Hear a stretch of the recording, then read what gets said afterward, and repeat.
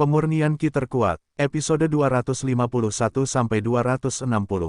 Bab 251 menyerap Yin. Nama, pemurni Ki terkuat penulis, Li Daoran. Plus matikan mengatur ulang. 1 detik untuk diingat, novel-novel bagus tidak memiliki pop-up. Kehilangan sejumlah besar 50 juta yuan, suasana hati Liu Lianxia sedang buruk. Fang Yu yang berada di sampingnya masih terlihat seperti orang baik-baik saja, bahkan mengeluarkan cincin itu dan memainkannya di tangannya. Liu Lianxia menjadi semakin marah saat dia melihatnya, napasnya menjadi berat, dan kakinya yang menginjak pedal gas semakin mengeras. "Kemana kamu ingin mengemudi?" Fang Yu bertanya. "Aku tidak tahu," Liu Lianxia berkata dengan marah. Awalnya, dia berencana mengganti mobil setelah menerima 50 juta. Tapi sekarang, semuanya sia-sia. "Bantu aku menemukan tempat tinggal, seperti yang aku katakan sebelumnya," kata Fang Yu. "Tempat tinggal, malu sekali menyebutkan tempat tinggalnya.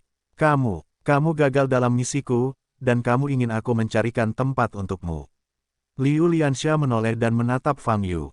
"Aku menyelamatkan hidupmu," Fang Yu berkata dengan ringan. "Tapi kamu menghabiskan biaya 50 juta. 50 juta penuh." Liu Lianxia mengertakkan gigi. Dibandingkan dengan kehidupan, 50 juta seharusnya bukan masalah besar, kan? Fang Yu mengangkat alisnya dan berkata. Liu Lianxia tidak dapat berbicara, wajah cantiknya menjadi pucat. Tapi dia sangat kesal, yang dia pikirkan sekarang adalah 50 juta. "Jangan buang waktu, bantu aku mencari tempat tinggal." Nada bicara Fang Yu polos, tapi ada sedikit ancaman. Ancaman kecil ini ditangkap oleh Liu Lianxia. Dia mengingat kembali kepedihan jiwa yang terkoyak. Dia hanya bisa melakukan apa yang dikatakan Fang Yu. Liu Lianxia sangat frustrasi hingga dia hampir menangis, memutar kemudi, dan mengemudi ke arah lain. 1 jam kemudian, Liu Lianxia membawa Fang Yu ke area apartemen kelas atas. "Ikut denganku," Liu Lianxia berkata dengan dingin, berjalan ke depan. Setelah itu, Fang Yu masuk ke gedung apartemen A3 bersamanya. Naik lift ke lantai 19. Keluar dari pintu lift, ada sebuah apartemen di kiri dan kanan. Liu Lianxia memimpin Fang Yu ke set kiri, mengeluarkan kunci dari saku celananya, dan membuka pintu. Apartemen ini berperabotan lengkap dan didekorasi dengan gaya khas, layaknya seorang gadis. Baik dinding maupun tanahnya dicat dengan warna merah muda samar. Banyak furnitur yang dicetak dengan karakter kartun. Namun, apartemen ini sepertinya sudah lama tidak dihuni, dan permukaan furniturnya tertutup lapisan debu tipis. "Karakter rumah siapa ini?" Fang Yu bertanya. Liu Lianxia berjalan ke balkon, membuka jendela dari lantai ke langit-langit, dan berkata, "Tentu saja ini milik saya." Tidak apa-apa bagi Fang Yu untuk tidak menyebutkan ini. Ketika dia menyebutkannya, Liu Lianxia memikirkan 50 juta dan merasa lebih tertekan. "Orang tuaku meminjamkanku untuk membeli apartemen ini, tapi kemudian aku melunasi pinjaman itu dengan uang yang kudapat dari menjadi tentara bayaran." Liu Lianxia bergumam. Fang Yu mengangguk dan berjalan keluar balkon. Lokasi apartemen ini sangat bagus, di seberangnya ada taman hutan. Berdiri di balkon dan melihat keluar, Anda bisa melihat pemandangan taman secara keseluruhan. "Saya biasanya tinggal di Frostcold Palace, dan saya tidak bisa tinggal di sini. Anda boleh tinggal di sini, tetapi Anda tidak boleh mengacaukan apartemen saya. Anda harus menjaganya tetap bersih dan rapi," kata Liu Lianxia. "Tidak buruk," Fang Yu mengangguk. Karena itu, Fang Yu menoleh dan berjalan menuju sebuah ruangan, membuka pintu dan masuk. "Apa yang kamu lakukan?" Ekspresi Liu Lianxia berubah, dan dia bergegas maju. Saat ini, Fang Yu sudah melihat gambaran keseluruhan ruangan itu. Jika gaya dekorasi di luar adalah perempuan, maka gaya dekorasi di dalam ruangan adalah perempuan. Ada karakter kartun di mana-mana, bahkan tempat tidurnya pun berbentuk kepala babi yang lucu. Di atas tempat tidur ada 2 boneka kartun setinggi 1 meter, dan banyak terdapat potret karakter kartun di dinding. Tidak peduli bagaimana Anda melihatnya, pemilik ruangan ini berusia tidak lebih dari 10 tahun. "Kamu cepat keluar," Liu Lianxia berkata dengan wajah merah dan telinga merah. Fang Yu hanya melirik sekilas, berbalik dan berjalan keluar ruangan. "Apakah itu kamarmu?" Fang Yu bertanya. "Orang tuaku yang mendekorasinya. Mereka akan selalu memperlakukanku seperti anak berusia 3 tahun. Liu Lianxia berkata dengan wajah memerah. Fang Yu tidak peduli dengan dekorasi kamarnya, dan beralih ke ruangan lain. Dekorasi ruangan ini terlihat jauh lebih normal, dengan tempat tidur, meja, dan balkon. "Saya akan tinggal di ruangan ini," kata Fang Yu. "Selama itu bukan kamarnya, Liu Lianxia secara alami akan baik-baik saja." Setelah mengenal apartemen ini sebentar, Fang Yu duduk di sofa di ruang tamu dan berkata kepada Liu Lianxia, "Sekarang bantu saya menemukan orang yang menguasai teknik api ungu." Liu Lianxia mengerutkan kening dan berkata, "Pada video yang tidak jelas itu, informasinya terlalu sedikit." "Tidak mungkin, dia meninggalkan sedikit informasi," kata Fang Yu. Liu Lianxia mengeluarkan ponselnya dan berkata, "Saya akan membiarkan informan saya memperhatikan." Fang Yu mengangguk. Dia juga tidak menaruh harapan pada Liu Lianxia.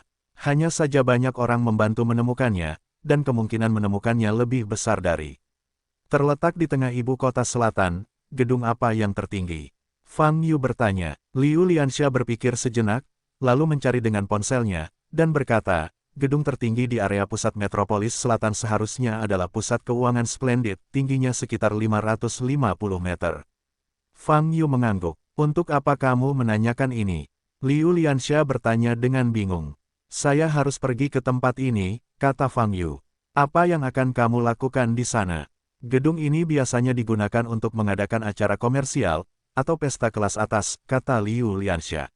Fang Yu tidak menjawab kata-kata Liu Lianxia, tapi mengeluarkan cincin itu dan terus mengamati. Saat dia melihat cincin di tangan Chu Yun untuk pertama kalinya di Hotel Nandu, dia merasakan nafas yang dingin. Tapi sekarang cincin itu redup, dan udara dingin di dalamnya bahkan tidak bisa dirasakan. Perlu menyerap Yin Qi. Mata Fang Yu sedikit memadat saat dia berpikir.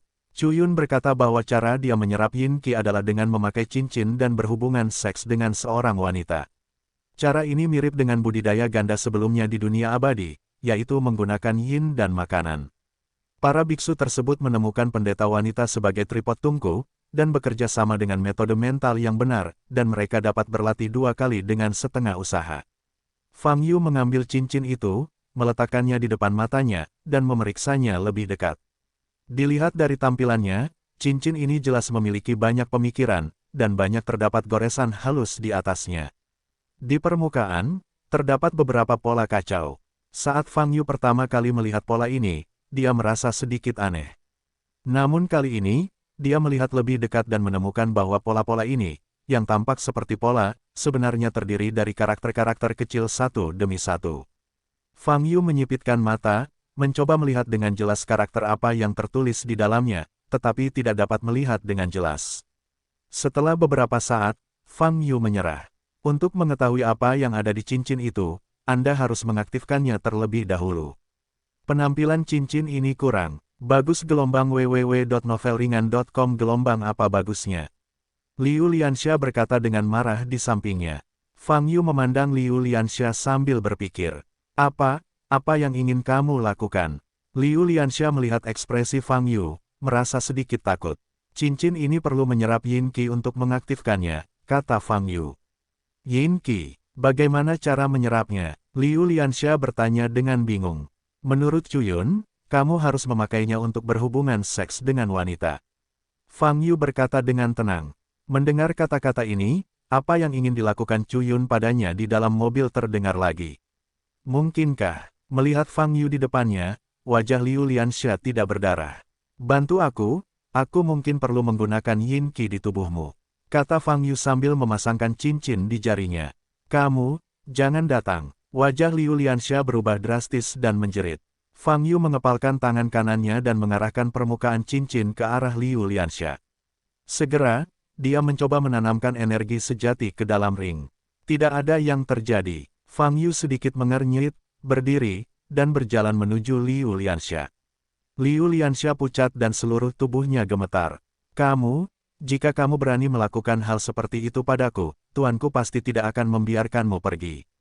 Fang Yu berjalan ke arah Liu Lianxia, melepas cincin itu, menyerahkannya kepada Liu Lianxia, dan berkata, "Anda memakai cincin ini dan mencobanya."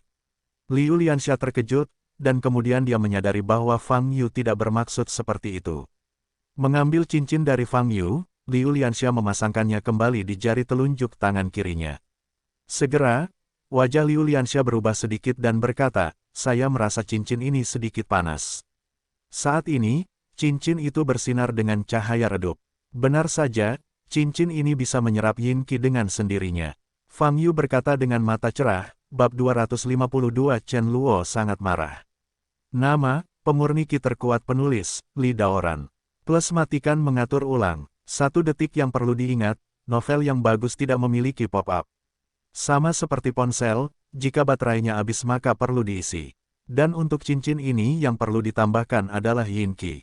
Pakai saja pada wanita yang penuh dengan Yin, dan itu akan segera diaktifkan kembali. Pakai saja seperti ini, dan kembalikan padaku 1 jam lagi, kata Fang Yu. Tapi Liu Lianxia, saat ini, diam-diam mempelajari cincin ini. Chuyun menggunakan cincin ini untuk membuat tubuhnya lepas kendali, dan bahkan menyerang Fang Yu dengan pukulan. Bagaimana jika dia menggunakannya? Liu Lianxia siap untuk pindah. Sebaiknya jangan menggunakan fungsi cincin di sini, jika tidak, rumahmu akan hilang. Seolah memahami pikiran Liu Lianxia, Fang Yu berbicara dengan ringan. Ekspresi Liu Lianxia membeku, sedikit putus asa. Pukul 6.30 sore, Distrik Tianfu.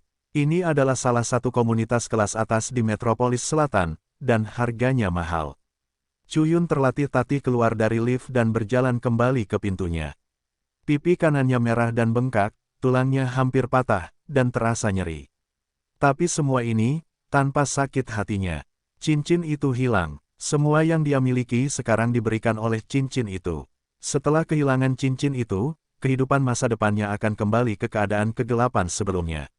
Padahal ia telah menggunakan cincin itu untuk membeli mobil mewah, rumah.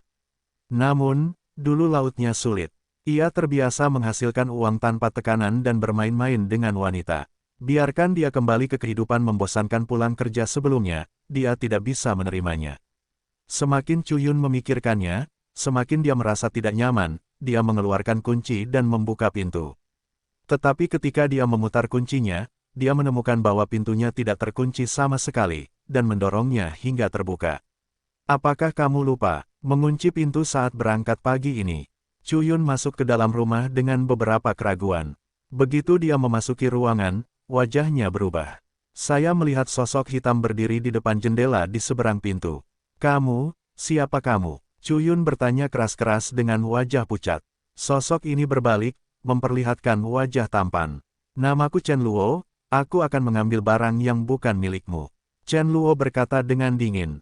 Saat berbicara, dia memperhatikan luka di tubuh Chuyun, serta tangannya. Bahkan tidak memakai cincin, mata Chen Luo bergerak sedikit dan berkata, di mana cincinmu? Apakah itu untuk cincinnya lagi? Chuyun tertawa sedih, dan berkata, tidak. Kamu terlambat, cincinku direnggut pada sore hari. Dia sepertinya menyadari sesuatu, tapi dia tidak sepenuhnya percaya apa yang dikatakan Chuyun, dan dia mengulurkan tangannya ke depan. Chuyun terbang di udara dan jatuh di depan Chen Luo. Chen Luo mengangkat kakinya dan menginjak wajah Chuyun dengan mata dingin, dan bertanya lagi, di mana cincinnya? Chuyun hanya merasakan kekuatan besar menekannya, sangat berat. Sungguh, ada orang lain yang mengambilnya. Aku tidak berbohong padamu. Chuyun meraung. Chen Luo menginjak kaki pipi Chuyun dan menekannya lebih keras. Siapa yang mencurinya? Ah, aku tidak tahu identitasnya. Mereka adalah 2 orang, laki-laki dan perempuan. Chuyun berteriak kesakitan, hanya untuk merasakan tulangnya akan hancur. Mereka terlihat seperti apa? Chen Luo bertanya dengan rasa dingin di wajahnya yang semakin intens. Wanita itu cantik, laki-laki biasa saja, mereka terlihat sangat muda, mungkin belum berumur 20 tahun, Chuyun yang terinjak wajahnya berkata kesakitan. Wajah Chen Luo sangat jelek. Dia tidak menyangka cincin yang bertekad untuk dimenangkan ini akan hilang dengan cara seperti ini. Itu pasti diambil oleh tentara bayaran itu. Brengsek, Chen Luo penuh amarah dan permusuhan meningkat. Cincin yang dicuri disebut cincin halus, yang merupakan cincin terkuat di antara ketiga cincin roh. Dan 2 cincin yang dipegangnya di tangannya, yang satu disebut cincin roh air, dan yang lainnya disebut cincin roh bumi. Cincin etiril, cincin roh air, cincin roh bumi. Kombinasi ketiga sila dapat mengerahkan kekuatan terkuat. Chen Luo bahkan dapat menggunakannya untuk masuk ke tahap jiwa baru lahir dalam satu gerakan, yang disebut alam martial Sein. Dalam kehidupan Chen Luo sebelumnya, pengumpulan 3 cincin roh adalah kekuatan besar dalam tahap transformasi. Setelah itu, kekuatan besar itu hampir tak terkalahkan di dunia. Siapapun yang mengganggunya adalah jalan buntu. Setelah melihat kekuatan 3 cincin roh, hal pertama yang dipikirkan Chen Luo setelah kelahiran kembali adalah mengumpulkan 3 cincin roh. Inilah keuntungan terbesar dari kelahirannya kembali. Di dunia seni bela diri saat ini, tidak ada yang mengetahui kekuatan cincin 3 roh. Dia bisa mengumpulkan 3 cincin roh tanpa membayar harga apapun. Faktanya juga berjalan sesuai rencananya.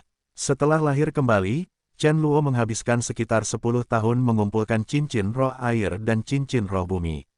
Dan berita tentang Void Ring baru saja didengarnya akhir-akhir ini. Melihat 3 cincin roh akan segera dikumpulkan, saya tidak menyangka akan terjadi kecelakaan pada saat ini. Seharusnya itu diambil sendiri. Chen Luo sangat kesal, dia tahu dia telah membuat pilihan yang sangat salah. Hei, Paman, tolong lepaskan aku, cincin itu sudah tidak ada di tanganku. Pergi dan ganggu orang itu. Chu Yun memohon. Bentak. Sebelum dia selesai berbicara, kepala Chen Luo meledak dengan sebuah tendangan. Sama seperti semangka, bagian dalamnya yang berwarna merah dan putih semuanya terciprat. Chen Luo memancarkan gelombang udara, menghalangi noda darah dari pakaiannya. Dia melihat mayat mengerikan di tanah dengan mata yang sangat dingin. Tidak peduli siapa kamu, berani ambil cincinku, ambil kesempatanku, dan aku akan membiarkanmu mati tanpa tempat untuk menguburmu. Chen Luo meledak dalam momentum yang sengit. Di saat yang sama, kedua cincin di tangan kanannya bersinar dengan cahaya yang menyilaukan. Pihak lain tidak melakukan apapun pada Chu Yun sampai sore ini, dan dia mungkin belum meninggalkan ibu kota selatan. Ketiga cincin roh akan saling menginduksi. Jika cincin halus muncul di dekatnya, Chen Luo pasti bisa merasakannya. Setelah memikirkannya, Chen Luo mengeluarkan ponselnya dan memutar nomor. Liu Lianxia sedang duduk di sofa, menelusuri web gelap dengan ponselnya. Dia sangat membutuhkan uang baru-baru ini. Setelah urusan Fang Yu diganggu oleh Fang Yu pagi ini, dia harus mengambil suara lain. Saat ini, Liu Lianxia menerima telepon. Angka tersebut menunjukkan bahwa itu adalah pemberi tugas cincin hari ini. Wajah Liu Lianxia sedikit berubah dan dia terhubung. Cincin itu, apakah sekarang ada di tanganmu? Suara pihak lain sangat dingin. Hati Liu Lianxia terguncang, dan dia menjawab, saya tidak mengerti apa yang kamu bicarakan. Baiklah, kamu adalah orang pertama yang berani mempermainkanku di depanku. Kata pihak lain. Liu Lianxia sejenak tidak tahu harus berkata apa. Namaku Chen Luo, dan aku akan segera menemukanmu. Jika itu terjadi, teman sekelasmu dan cincinnya tidak akan bisa melarikan diri. Pihak lain berkata dengan dingin, lalu menutup telepon. Liu Lianxia meletakkan teleponnya, wajahnya pucat. Chen Luo, majikannya sebenarnya adalah Chen Luo. Dia sangat familiar dengan nama ini. Tuan muda yang mempesona dari keluarga Chen, pembangkit tenaga listrik puncak Wuzun berusia 26 tahun gelombang www.novelringan.com gelombang Chen Luo. Di Huaibei, apakah itu keluarga Chen atau nama Chen Luo, itu sudah cukup membuat takut kebanyakan orang. Cincin itu sebenarnya yang diinginkan Chen Luo. Pantas saja harganya bisa mencapai 50 jutaan. Liu Lianxia duduk di sofa dan mengingat apa yang dikatakan Chen Luo. Semakin dia memikirkannya, dia menjadi semakin terganggu. Menilai dari nada suara Chen Luo, jika dia benar-benar mendatanginya, Liu Lianxia akan mati. Liu Lianxia segera berdiri, berjalan ke pintu kamar Fang Yu, mendorong pintu dan masuk. Saat ini, Fang Yu sedang berbaring di tempat tidur. Fang Yu, cepat serahkan cincin itu. Liu Lianxia berkata dengan cemas. Mengapa? Fang Yu memandang Liu Lianxia, bertanya-tanya. Ini, cincin inilah yang diinginkan Chen Luo. Kita harus memberikannya kepada Chen Luo, jika tidak, kata Liu Lianxia buru-buru. Chen Luo, Fang Yu mengangkat alisnya dan bertanya, kamu berbicara tentang Chen Luo dari keluarga Chen dari 3 Tuan Huaibei. Kamu juga kenal dia, kalau begitu, tidakkah kamu cepat-cepat menyerahkan cincin itu? Saat dia menemukan pintunya, semuanya akan terlambat. Liu Lianxia berkata dengan mata indahnya terbuka lebar. Saat ini, Fang Yu menunjukkan senyuman aneh di wajahnya.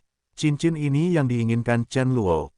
Kebetulan sekali, Fang Yu ingat apa yang dikatakan Han Qi padanya sore itu, dan senyumnya semakin cerah. Fang Yu, kamu, Liu Lianxia masih ingin berbicara. Aku tidak akan menyerahkan cincin ini. Jika dia berinisiatif menemukan pintunya, itu akan lebih baik. Fang Yu memandang Liu Lianxia dan berkata, tunggu dia datang, lalu kita mati. Ekspresi Liu Lianxia berubah drastis, kata, jangan khawatir, itu tidak akan menyakitimu. Fang Yu tersenyum, bab 253, jatuh tinggi. Nama, pemurni ki terkuat penulis, Li Daoran. Plus matikan mengatur ulang, 1 detik untuk diingat, novel yang bagus tidak memiliki pop-up. Apa gunanya mengatakan, itu keluarga Chen, tahukah kamu apa itu 3 orang Huaibei? Liu Lianxia berkata dengan wajah pucat, saya benar-benar membuat marah mereka, dan tidak ada gunanya guru maju ke depan. Oke, cepat keluar, jangan ganggu tidurku. Aku harus bekerja besok, itu melelahkan. Fang Yu melambaikan tangannya dan berkata, melihat minyak dan garam Fang Yu tidak masuk, Liu Lianxia menggigit bibirnya dan berbalik dengan marah. Dia memutuskan untuk menghubungi guru dan membiarkan dia menangani masalah ini. Pada jam 10 pagi keesokan harinya, Fang Yu meninggalkan apartemen dan menuju ke pusat keuangan Fairview di area pusat Nandu sendirian. Ketika dia sampai di lantai bawah gedung ini, Fang Yu mengangkat kepalanya dan melihat ke atas. 550 meter, dari sudut pandang arsitektur, dianggap sangat tinggi. Atap gedung ini adalah tempat tujuan Fang Yu. Fang Yu masuk ke gedung dan naik lift. Seluruh pusat keuangan memiliki total 120 lantai. Namun jumlah lantai yang bisa dijangkau oleh lift wisata hanya 110. Naik ke lantai 10, saya dengar itu milik swasta dan tidak bisa naik tanpa izin. Lift naik sangat cepat, dan tidak butuh waktu lama sebelum Fang Yu mencapai lantai 110. Lantai 110 adalah ruang pertemuan. Ketika Fang Yu keluar dari lift, dia melihat banyak orang berdiri di dalam ruang konferensi di depan. Sebuah platform tinggi didirikan di depan tempat tersebut, dan ada sebuah meja kecil di platform tinggi tersebut. Di depan platform tinggi terdapat banyak kursi. Sepertinya sedang diadakan lelang di sini. Tapi Fang Yu tidak peduli dengan pelelangan di dalam, tetapi pergi ke area luar tempat tersebut. Semua yang lewat di sini memiliki jendela setinggi langit-langit yang menonjol keluar. Melihat keluar dari sini, Anda bisa melihat pemandangan ratusan meter di atas langit. Di seberang pusat keuangan Jinxiu ini, terdapat sebuah menara tinggi. Itu adalah menara TV Nandu, tingginya 490 meter, hanya 60 meter lebih pendek dari Fairview Financial Center. Fang Yu berjalan di sepanjang trotoar pinggiran ini menuju tempat di mana jendelanya terbuka.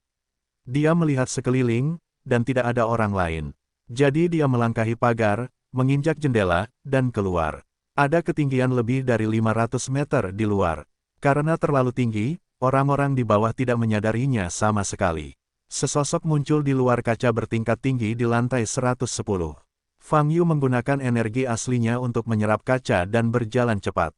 Agar tidak memecahkan kaca, dia dengan hati-hati mengendalikan energi aslinya dan tidak berani melaju terlalu cepat. Butuh waktu sekitar 3 menit sebelum Fang Yu berjalan ke atap atas Fairview Financial Center. Namun setiap hari, itu bukanlah titik tertinggi gedung ini.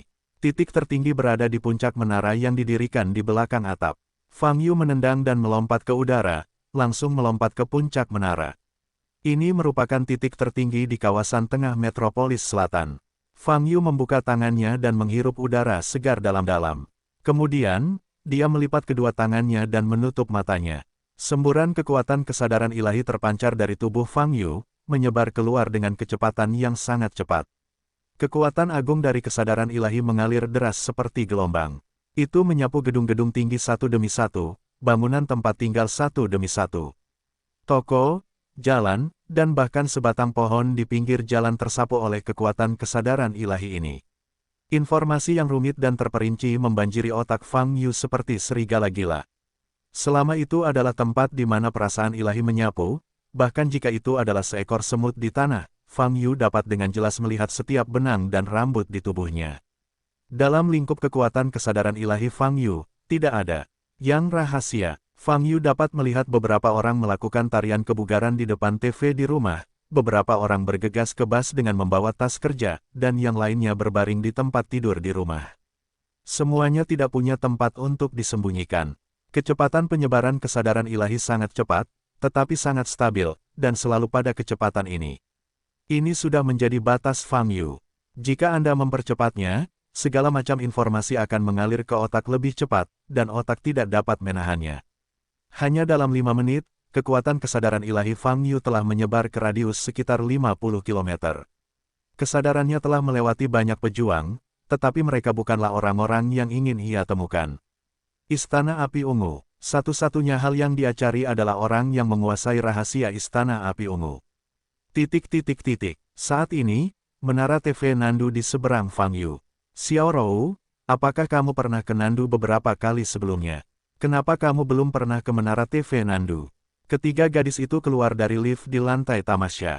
Beberapa kali saya datang sebelumnya, saya pergi ke Universitas Nandu untuk mencari saudara laki-laki saya, dan saya jarang pergi ke tempat lain, kata Tang Xiaorou. Kedua wanita yang berjalan di samping Tang Xiaorou adalah dua sepupu jauhnya, He Dan Helan, yang tinggal di Nandu. Kali ini Tang Xiaorou datang ke Nandu. Tang Feng sedang mempersiapkan ujian akhir dan tidak punya waktu untuk menemaninya. Ketika kedua sepupu ini mengetahui bahwa Tang Xiaorou telah datang ke Nandu, mereka dengan sukarela mengajak Tang Xiaorou berkeliling tempat-tempat menyenangkan di Nandu. Jadi, pagi-pagi sekali, mereka membawa Tang Xiaorou ke menara TV Nandu untuk melihat pemandangan dataran tinggi. Xiaorou, aku lulus SMA, apakah kamu sudah menemukan pacar? He Dan memandang Tang Xiaorou dan menggoda. Petik 2. Tidak, aku baru saja menyelesaikan ujian masuk perguruan tinggi, bagaimana aku bisa punya waktu untuk jatuh cinta, kata Tang Xiaorou. Tidak, kamu gadis yang sangat cantik. Pasti banyak laki-laki yang mengejarmu. Kenapa kamu tidak punya pacar? Apa kamu malu dan tidak berani mengatakannya? Tidak masalah, kedua saudara perempuan kita harus bungkam untuk Anda. Helan menggoda dari samping. Tang Xiaorou memerah dan berkata, benar-benar tidak. Tidak juga, apa kamu tidak punya cowok yang kamu suka? He Dan bertanya dengan mata terbuka lebar. Pada saat ini, sosok muncul di benak Tang Xiaorou secara misterius. Bagaimana bisa orang yang menyebalkan ini? Apa yang aku pikirkan? Tang Xiaorou menggelengkan kepalanya dan berkata, tidak. Mendengar jawaban ini, Helan dan He Dan saling berpandangan. Jika tidak, nanti sepupuku akan memperkenalkannya padamu, kata He Dan. Tang Xiaorou tidak terlalu peduli. Sambil berbincang, mereka bertiga berjalan ke bagian terluar dari lantai tamasya. Di sini banyak ditempatkan teleskop agar pengunjung dapat melihat pemandangan jauh atau bintang-bintang di langit malam. Xiaorou, kamu bisa melihat laut di kejauhan, kamu bisa melihatnya. Helan melambai dan memberi isyarat kepada Tang Xiaorou untuk melangkah maju. Kemudian, ketiga wanita itu, salah satunya membawa teropong, memperhatikan dengan penuh minat. Setelah puluhan detik, Helan tiba-tiba berseru. Apa masalahnya? He Dan Tang Xiaorou menoleh dan memandang Helan. Kamu, lihat bagian atas gedung Splendid Financial Center di depan, apakah ada seseorang? Ucap Helan dengan wajah ngeri. Bagaimana ini mungkin? Splendid Financial Center di seberangnya tingginya lebih dari 550 meter, dan atapnya harus dilarang untuk dinaiki.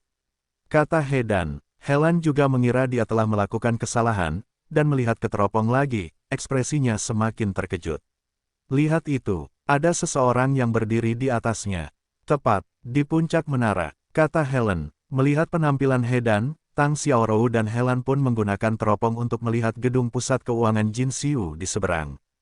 Helan mengangkat teleskopnya, wajahnya berubah dalam sekejap, dan berseru, sungguh. Tang Xiaorou juga mengangkat teleskopnya, perlahan-lahan meningkatkan pandangannya dari atap Fairview Financial Center ke puncak menara di atas atap. Kemudian dia melihat suara seperti yang diharapkan. Bagaimana gaun polos terlihat begitu familiar. Tang Xiaorou meletakkan tangannya pada tombol di sebelah teleskop dan memperbesarnya lagi. Kemudian, dia melihat dengan jelas wajah sosok yang berdiri di puncak menara. Apa? Seru Tang Xiaorou. Itu adalah Fang Yu. Bagaimana mungkin dia? Apa yang dia lakukan di tempat itu? Bagaimana mungkin orang ini berdiri di tempat itu, dengan mata tertutup dan tidak bergerak? Helan menelan ludah dan berkata, angin di atas sangat kencang, bisakah kamu berdiri di tempat sekecil itu? Apakah kamu tidak akan tertiup angin? He Dan membuka matanya lebar-lebar dan bertanya dengan bingung. Apakah ada kemungkinan, orang yang berdiri di atasnya gelombang www.novelringan.com gelombang bukanlah orang, tapi, kata Helan dengan ekspresi ketakutan. Tang Xiaorou tercengang saat ini. Dia berulang kali menegaskan bahwa dia tidak salah paham dengan orang tersebut. Memang tidak ada kesalahan. Tang Xiaorou sangat akrab dengan pakaian dan wajahnya. Itu Fang Yu. Fang Yu, kenapa dia berdiri di tempat itu? Di puncak menara, angin sejuk bertiup. Pada saat ini, kesadaran ilahi Fang Yu telah menyebar ratusan kilometer. Namun dia masih belum menemukan orang yang memiliki ciri-ciri tersebut. Otaknya sudah mulai tampak kacau saat ini, dan sulit memproses masuknya informasi baru. Harus berhenti. Jika terus berlanjut, Fang Yu tidak dapat lagi mendukungnya. Fang Yu membuka matanya, pupil matanya bersinar merah. Pada saat yang sama, kekuatan kesadaran ilahi yang telah menyebar pulih dengan kecepatan yang sangat cepat. Dalam sekejap, kekuatan kesadaran ilahi sekali lagi melewatkan banyak informasi. Pada saat ini, Fang Yu tiba-tiba melihat wajah yang dikenalnya. Tang Xiaorou, kesadaran ilahi masih menyusut dengan cepat. Sebelum Fang Yu sempat mempertimbangkan Tang Xiaorou, dia segera melihat wajah lain. Kali ini, Fang Yu menunjukkan cibiran di sudut mulutnya. Chen Yi muncul di kakinya, di lantai 110 tempat tersebut. Itu datang tepat, dan rekeningnya telah dibayar kembali. Fang Yu berkata dalam hatinya, sambil bersiap untuk melompat dari puncak menara. Fang Yu terhuyung ketika dia mulai seperti ini, diam-diam menangis. Akibat penggunaan otak yang berlebihan, otak berada dalam kondisi yang sangat lelah. Untuk sementara waktu, dia bahkan tidak bisa mengendalikan tubuhnya. Fang Yu jatuh langsung dari ketinggian lebih dari 500 meter. Tang Xiaorou, yang sedang menatap Fang Yu dengan teleskop, melihat pemandangan ini, wajahnya berubah drastis dan dia berteriak, bab 254 lelang. Nama, pemurni ki terkuat penulis, Li Daoran. Plus matikan mengatur ulang. 1 detik untuk diingat, novel-novel indah tidak memiliki pop-up. Selain ketiganya Tang Xiaorou, tidak ada yang memperhatikan bahwa sesosok tubuh jatuh di puncak menara Fairview Financial Center setinggi 500 meter. Wajah Tang Xiaorou pucat, dan otaknya menjadi kosong sesaat. Tapi Helan dan He Dan sama-sama ngeri dan tidak bisa berkata-kata. Kutub positif Fang Yu jatuh dengan cepat. Ada suara angin bersiul di samping telinganya. Fang Yu bisa melihat tanah di bawah, tapi dia belum bisa mengendalikan tubuhnya. Otak sangat kacau, dan kecepatan berpikir menjadi sangat melambat. Di lantai 53, seorang eksekutif sebuah bisnis sedang memegang secangkir kopi dan melihat pemandangan di luar. Tiba-tiba sesosok tubuh melintas melewatinya, menjabat tangannya ketakutan, dan kopi panas dituangkan ke tangannya. Mendesis, eksekutif itu menarik napas, wajahnya terkejut. Sesuatu jatuh di depan matanya. Apakah seorang pria? Dia tidak melihat dengan jelas. Eksekutif itu berpikir sejenak dan segera berbalik dan pergi. Dia ingin turun untuk melihat apa yang jatuh. Ledakan. Setelah jatuh tepat di udara selama sekitar 10 detik, Fang Yu terjatuh dengan keras di rumput di belakang gedung pusat keuangan, menghancurkan rumput tersebut menjadi debu. Fang Yu terbaring dalam depresi di rumput, matanya tenang. Untungnya, tidak ada orang di sekitar sini. Berbaring saja di sini sebentar, pejamkan mata, kosongkan otak, dan biarkan otak lelah Anda beristirahat. Menara TV Nandu, lantai tamasya. Tang Xiaorou kembali sadar, wajahnya pucat. Dia menegaskan bahwa dia tidak salah. Fang Yu jatuh dari gedung setinggi 500 meter di seberangnya. Tubuh Tang Xiaorou sedikit gemetar. Dia tahu bahwa Fang Yu bukanlah orang biasa dan sangat terampil. Namun, jatuh di ketinggian lebih dari 500 meter dan jatuh ke tanah, dampaknya bukanlah sesuatu yang bisa ditahan oleh daging manusia. Tang Xiaorou mengeluarkan ponselnya dan awalnya ingin menelepon polisi, tetapi di log panggilan, dia dengan canggung memutar nomor Fang Yu. Dia berharap dia salah paham tentang orang itu. Orang itu tadi bukan Fang Yu. Fang Yu sama sekali tidak muncul di ibu kota selatan. Bip, Tang Xiaorou menggigit bibir merah mudanya, merasa sangat gugup. Namun nada panggilan berlangsung selama 10 detik, namun tidak ada yang menjawab. Hati Tang Xiaorou tenggelam. Jika Fang Yu tidak menjawab telepon, dia hanya akan menjelaskan bahwa orang yang terjatuh di seberang gedung. Pada saat ini, panggilan itu tiba-tiba tersambung. Tang Xiaorou terkejut dan bertanya dengan cemas, Fang Yu, apakah itu kamu? Petik 2. Ini aku, ada apa? Suara familiar Fang Yu terdengar di telepon. Tang Xiaorou menghela nafas lega, ekspresinya menjadi tenang. Sepertinya dia benar-benar melihat orang yang salah. Orang di seberang hanya mengenakan pakaian yang mirip dengan Fang Yu, lalu dia mengakui orang yang salah. Tapi apakah dia benar-benar mengakui orang yang salah?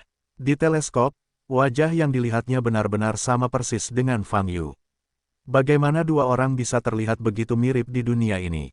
Mungkinkah Fang Yu masih memiliki saudara kembar? Ada apa? Aku baik-baik saja. Tepat ketika Tang Xiaorou memikirkannya, Fang Yu berkata dengan tidak sabar.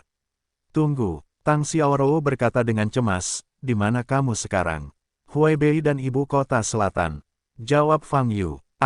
Tang Xiaorou benar-benar tercengang. Saat ini, Fang Yu juga menutup telepon. Fang Yu memasukkan kembali ponselnya ke dalam saku celananya. Tak disangka, saat saya terjatuh dari ketinggian lebih dari 500 meter, ponsel yang diletakkan di depan saku celana tidak ada apa-apanya. Setelah berbaring beberapa saat, Fang Yu merasa jauh lebih baik. Kemampuan berpikir otak jauh lebih jernih. 10 menit lagi untuk istirahat. Fang Yu berpikir begitu, menutup matanya, dan mengosongkan otaknya sepenuhnya. Saat ini, pintu di depan pusat keuangan Fairview ramai dengan orang-orang yang terus-menerus keluar masuk. Padang rumput tempat Fang Yu berada di belakang Fairview Financial Center. Meski terdapat beberapa pintu di belakang, namun hanya sedikit orang yang memasuki gedung dari pintu belakang karena lokasinya. Oleh karena itu, tidak ada yang memperhatikan ada seseorang yang tergeletak di rerumputan di belakang. Fang Yu berbaring sekitar 5 menit, dan terdengar suara langkah kaki di sampingnya. Seorang pria parubaya berjas dan sepatu kulit berjalan keluar dari pintu belakang dan melihat sekeliling, seolah mencari sesuatu. Eksekutiflah yang melihat jatuhnya Fang Yu dengan matanya sendiri. Eksekutif itu turun ke lantai pertama dan melihat sekeliling dan menemukan ada lubang muncul di rumput tidak jauh dari sana. Ekspresi eksekutif itu berubah, dan dia melangkah maju dan menemukan seseorang terbaring di dalam. Orang ini menutup matanya rapat-rapat dan sepertinya sudah meninggal. Orang yang terjatuh tadi benar-benar sendirian. Eksekutif itu menjadi pucat dan berjalan maju perlahan. Saat saya berjalan, saya terkejut. Bagaimana tubuh orang ini bisa tetap utuh setelah jatuh dari tempat setinggi itu? Menurut akal sehat, tepat ketika para eksekutif bingung, Fang Yu, yang terbaring di lubang tanah, tiba-tiba membuka matanya. Eksekutif itu berteriak kaget dan segera mundur. Fang Yu berdiri dan menepuk-nepuk debu di tubuhnya. Meski otak masih sedikit lelah, setidaknya aku bisa berpikir seperti biasa. Fang Yu melirik eksekutif yang ketakutan itu dan berjalan ke pintu belakang. Eksekutif itu melihat ke belakang Fang Yu, dengan mulut terbuka, tidak bisa berkata-kata. Penggunaan kesadaran ilahi dengan cara ini terlalu serius untuk otak, jadi Anda harus memperhatikannya nanti. Fang Yu berdiri di lift, berkata dalam hatinya.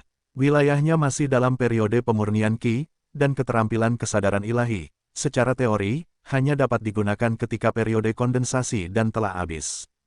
Tapi Fang Yu berbeda, dia mampu menggunakan kesadaran ilahi ketika dia berada sekitar level 500 di periode pemurnian Qi. Namun, ketika dia menggunakan pengetahuan spiritual melintasi alam, konsumsi otak dan tubuhnya jauh lebih tinggi dibandingkan biksu biasa dalam tahap pembentukan pil. Oleh karena itu, Fang Yu jarang menggunakan kesadaran ilahi jika tidak diperlukan. Kemampuan sensoriknya yang luar biasa saja sudah cukup baginya untuk menghadapi sebagian besar situasi. Terakhir kali saya menggunakan kesadaran spiritual mungkin ratusan tahun yang lalu. Jika bukan karena pencarian keturunan Istana Api Ungu, Fang Yu akan lupa bahwa dia masih menguasai keterampilan kesadaran ilahi.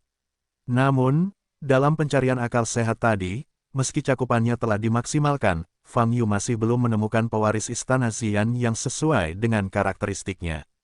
Mungkinkah orang itu sudah tidak ada lagi di Nandu? Atau apakah dia berada di luar kesadaran spiritual Fang Yu? Fang Yu sedikit mengernyit. Keturunan Istana Xian ini membunuh 34 orang berturut-turut, namun hanya meninggalkan gambar pengawasan yang samar-samar. Bisa dibayangkan orang tersebut bertindak rendah hati dan tertutup. Jelas tidak mudah untuk menemukannya. Karena dia tidak dapat menemukan keberadaannya dengan kesadaran Tuhan, dia harus menggunakan metode lain. Membunuh 34 orang berturut-turut.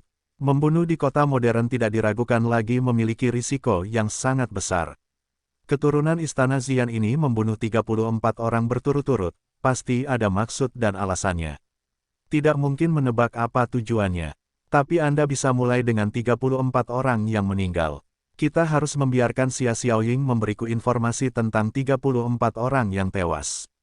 Fang Yu berkata dalam hatinya. Ding, ketika Fang Yu berpikir, lift mencapai lantai 110. Keluar dari pintu lift gelombang www.novelringan.com gelombang dan Anda dapat melihat tempat di depan.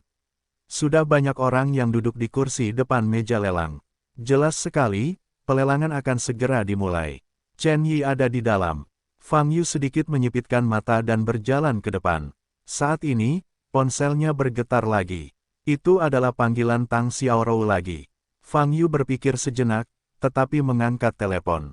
Fang Yu, apakah kamu berada di pusat keuangan Fairview sekarang? Tang Xiaorou bertanya dengan tergesa-gesa di telepon. Bagaimana dia tahu? Fang Yu terkejut dan menjawab, iya. Ini benar-benar kamu, kata Tang Xiaorou dengan kaget. Apakah kamu melihatku? Fang Yu bertanya dengan cemberut. Yah, aku berada di menara TV di seberang, dan aku melihatmu jatuh melalui teleskop, kata Tang Xiaorou. Oke. Fang Yu tidak menyangka bahwa dia akan bertemu Tang Xiaorou bahkan di Tiongkok Selatan. Apakah kamu baik-baik saja? Tang Xiaorou bertanya. Tentu saja tidak apa-apa. Fang Yu menjawab, ada hal lain yang harus kulakukan, aku menutup telepon. Fang Yu menutup telepon dan ingin pergi ke tempat pelelangan. Tetapi saat ini, dua penjaga keamanan keluar dan menghentikannya. Pak, hari ini lelang diadakan di lelang Saint Eastern. Jika Anda ingin masuk, silakan tunjukkan surat undangan lelang Saint Eastern, kata seorang penjaga keamanan. Kartu undangan. Mata Fang Yu bergerak sedikit, dan dia tersenyum, maaf, saya melakukan kesalahan. Segera, Fang Yu berbalik dan pergi. Kedua penjaga keamanan menyaksikan Fang Yu pergi, saling melirik, dan kembali ke posisi masing-masing. Pada saat ini, Fang Yu, yang berjalan menuju pintu lift, tiba-tiba berbalik dan mengambil langkah maju. Wow, detik berikutnya, sosok Fang Yu muncul di ruang lelang, bab 255, Tuan Chen. Nama, pemurni ki terkuat penulis, Li Daoran.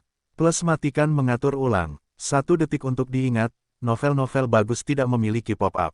Kedua penjaga keamanan bahkan tidak menyadari bahwa Fang Yu telah muncul di tempat tersebut. Fang Yu melihat sekeliling dan segera menemukan Chen Yi. Saat ini, Chen Yi dikelilingi oleh sekelompok orang, dan semua orang ingin naik dan menunjukkan rasa hormat kepadanya, dengan wajah yang familiar. Lelang hari ini tidak terlalu bermutu tinggi. Mereka yang datang ke pelelangan semuanya adalah pengusaha kaya. Kemunculan tuan muda setingkat Chen Yi dalam lelang tingkat ini seperti patroli kaisar. Jika normal, pengusaha kaya ini tidak akan pernah memiliki hubungan dekat dengan Chen Yi. Dikelilingi oleh pengusaha kaya, Chen Yi tersenyum dan menyambut salam semua orang. Ada sedikit ketidaksabaran di matanya. Alasan dia datang untuk mengikuti lelang hari ini adalah karena perusahaannya telah mencapai kesepakatan kerjasama dengan Balai Lelang Saint Lonton, yang mengharuskan dia untuk menunjukkan wajahnya di sini. Atas antusiasme para pengusaha kaya yang hadir, Chen Yi hanya merasa bosan dan muak. Kelompok orang ini tidak sekelas dengannya, atau bahkan orang dunia sama sekali. Dalam pikirannya, hanya anak-anak dari keluarga besar seni bela diri atau raksasa terkemuka yang memenuhi syarat untuk berkomunikasi dengannya. Fang Yu memandang Chen Yi di kejauhan dan sedikit menyipitkan mata. Chen Yi seharusnya tidak mengenalinya sekarang. Saat kami bertemu terakhir kali, Fang Yu menggunakan identitas Daotian setelah menyamar. Ada terlalu banyak orang selain Chen Yi, dan Fang Yu tidak terburu-buru mendekati Chen Yi. Namun, Fang Yu memperhatikan bahwa orang yang mengikuti Chen Yi tetaplah orang tua yang dia temui di pulau itu, Sang Tao Bai. Orang-orang terus berdatangan dari luar, dan semakin banyak orang di aula lelang. Kedua sepupu Tang Xiaorou Huang datang ke lantai bawah Fairview Financial Center. Menurutku, mungkin kita salah paham. Tempat itu, cara bangunnya bermasalah, bagaimana bisa ada orang yang berdiri? Kata He Dan. Saya juga berpikir itu mungkin tiruan, tapi dari sudut pandang kami, ada ilusi, kata Helan juga. Tang Xiaorou tahu itu bukan boneka, dan tahu bahwa orang itu adalah Fang Yu. Namun, dia tidak berniat angkat bicara. Dia awalnya ingin menemukan Fang Yu, tetapi selama panggilan tadi, nada suara Fang Yu sangat tidak sabar, mengatakan bahwa ada sesuatu yang harus dia tangani. Dia takut Fang Yu akan marah jika dia memukulnya lagi, jadi dia harus melepaskan gagasan itu. Ayo kita temukan dia nanti. Tang Xiaorou berkata dengan sungguh-sungguh. Saat ini, Hedan melihat papan iklan di aula. Pada jam 11 pagi tanggal 10 Juni rumah lelang Set Dun akan mengadakan rumah lelang di lantai 110 Pusat Keuangan Fairview. Petik 2. Ada lelang yang diadakan di lantai atas, kita semua di sini, ayo kita naik dan melihatnya. Kata Hedan. Helen mengangguk setuju. Tang Xiaorou tentu saja tidak keberatan karena itu hanya untuk bermain. Jadi mereka bertiga naik lift bersama menuju lantai 110. Keluar dari lift, mereka bertiga melihat aula lelang yang hampir penuh dan ingin masuk. 3 wanita terhormat, tolong tunjukkan surat undangannya. Penjaga keamanan berdiri dan berkata, aku mau surat undangan. Tidak ada tulisan di papan reklame di bawah, kata Hedan dengan sedikit perubahan wajah. Penjaga keamanan tidak berbicara, tetapi melihat ke arah Hedan dan yang lainnya. Lupakan, ayo pergi, kata Tang Xiaorou.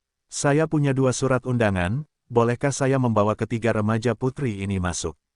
Saat ini, suara laki-laki terdengar. Seorang pria berjas dan sepatu kulit datang dengan 2 surat undangan di tangannya. Tentu saja tidak ada masalah.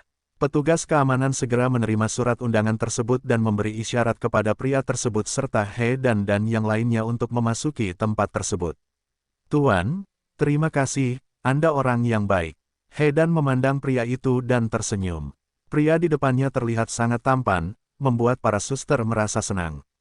Terima kasih kembali. Sudut mulut pria itu sedikit melengkung, dia menatap Hedan dan Helen, dan menatap Tang Xiaorou, matanya penuh panas.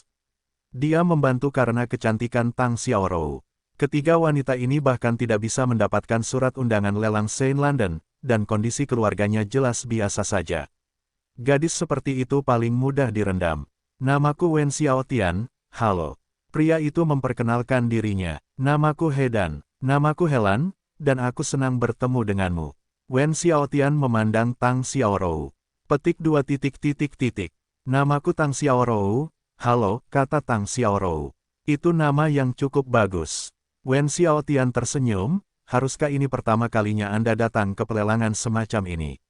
Saya akan menerima Anda, dan omong-omong, saya akan memberitahu Anda beberapa aturan pelelangan. Baik Helen maupun Hedan memiliki kesan yang baik terhadap Wen Xiaotian, tetapi Tang Xiaorou tidak memiliki perasaan. Dia telah berpartisipasi dalam banyak lelang kelas atas dengan Tang Mingde sebelumnya, dan dia merasa bosan. Setelah memasuki arena, Wen Xiaotian mengobrol dengan Helen dan Hedan. Tang Xiaorou melihat sekeliling dengan bosan dan sekilas melihat Fang Yu duduk di barisan belakang. Fang Yu, ternyata dia ada di sini. Mata Tang Xiaorou berbinar dan dia berjalan ke arah Fang Yu. Wajah Wen Xiaotian sedikit berubah ketika Tang Xiaorou pergi. Kemana tujuan sepupumu? Wen Xiaotian bertanya. Hedan dan Helen juga terlihat bingung. Segera, mereka melihat Tang Xiaorou menghampiri seorang pria muda yang tampak biasa dan berpakaian sederhana, dan mulai berbicara. Setelah beberapa saat, Tang Xiaorou duduk di samping pemuda itu. Sepertinya aku bertemu seorang teman. Wen Xiaotian menyipitkan mata sambil menatap Fang Yu. Hedan dan Helen seharusnya melihat Fang Yu di teleskop. Namun saat itu mereka tidak memperbesar teleskop, mereka hanya melihat sesosok tubuh tanpa melihat dengan jelas. Oleh karena itu, Fang Yu adalah orang asing bagi mereka. Bukankah maksud Xiaorou dia tidak punya teman di Nan? Hedan bertanya dengan bingung. Ayo pergi, ayo ke sana dan duduk, kata Wen Xiaotian. Fang Yu tidak berdaya, dan dia tidak menyangka akan bertemu Tang Xiaorou di sini. Fang Yu, apa yang kamu lakukan di sini? Tang Xiaorou, yang duduk di sebelah Fang Yu, bertanya dengan rasa ingin tahu. Datang dan cari seseorang untuk melunasi rekeningnya. Jawab Fang Yu. Meskipun dia tidak tahu apa yang akan dilakukan Fang Yu, Tang Xiaorou tidak bertanya. Rou kecil, saat ini, Hedan datang. Melihat Fang Yu dari dekat, mata Wen Xiaotian berkilat jijik. Berpakaian sederhana, dia tidak terlihat seperti orang kaya. Seharusnya itu teman sekelas Tang Xiaorou, datang ke pelelangan ini untuk bertemu dunia melalui hubungan. Bocah mau tahu seperti itu tidak layak menjadi pesaing Wen Xiaotian. Keduanya adalah sepupuku. Tang Xiaorou memperkenalkan Fang Yu. Hedan dan Helan tersenyum pada Fang Yu dan tidak berkata apa-apa. Ide mereka mirip dengan Wen Xiaotian. Hanya saja mereka berdua penasaran bagaimana latar belakang keluarga Tang Xiaorou bisa mengenal teman biasa-biasa saja Fang Yu. Nama saya Wen Xiaotian gelombang www.novelringan.com gelombang manajer umum perusahaan Huarong. Tidak ada yang memperkenalkan, Wen Xiaotian memperkenalkan dirinya.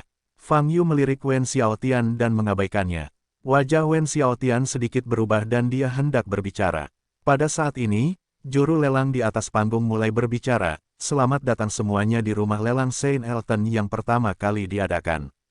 Saat ini, ruang lelang hampir penuh. Fang Yu memandang Chen Yi yang duduk di barisan depan, memikirkan kapan harus maju untuk berbicara dengannya. Pelelangan segera dimulai, dan satu persatu item lelang dipresentasikan. Barang lelang ini tidak lebih dari perhiasan dan barang antik. Nilainya tidak tinggi dan kehalusannya sangat biasa. Tapi saudagar kaya lain yang hadir menikmatinya. Setiap item lelang harus menawar beberapa kali untuk mengkonfirmasi transaksi. Saat giliran kalung safir yang dipresentasikan di meja lelang, suasana berubah. Inilah fokus lelang kali ini, kalung langit biru yang diukir dengan cermat oleh pembuat perhiasan Eropa. Banyak pengusaha kaya datang untuk mengikuti lelang ini hanya demi kalung biru langit ini. Harga awalnya 1 juta, dan setiap penawaran tidak boleh kurang dari 50.000. Kata juru lelang. Semua orang sangat ingin mencoba, siap menentukan harga.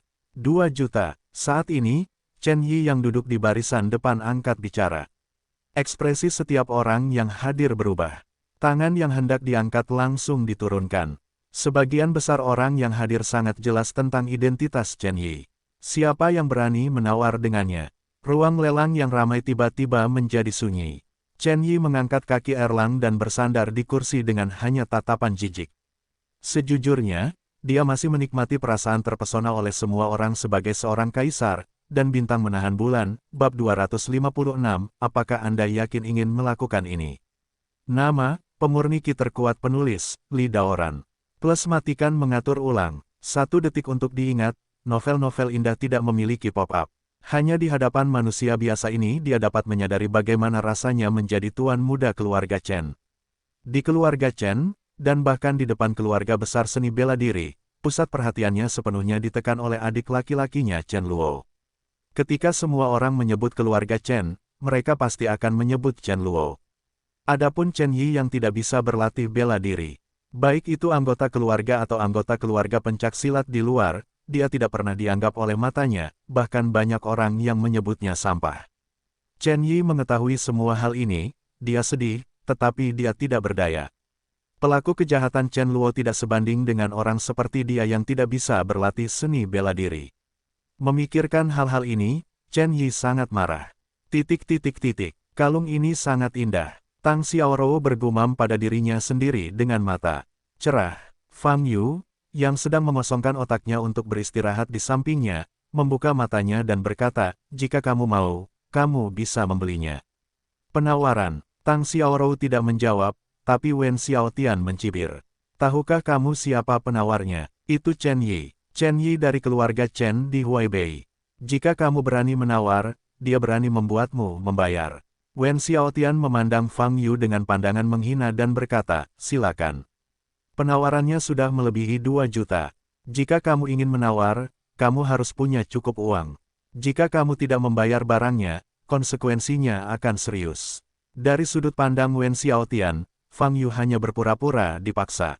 Ingin menunjukkan sopan santun di depan para gadis. Wen Xiaotian sudah cukup banyak bermain dengan trik semacam ini, dan dia bisa melihatnya sekilas.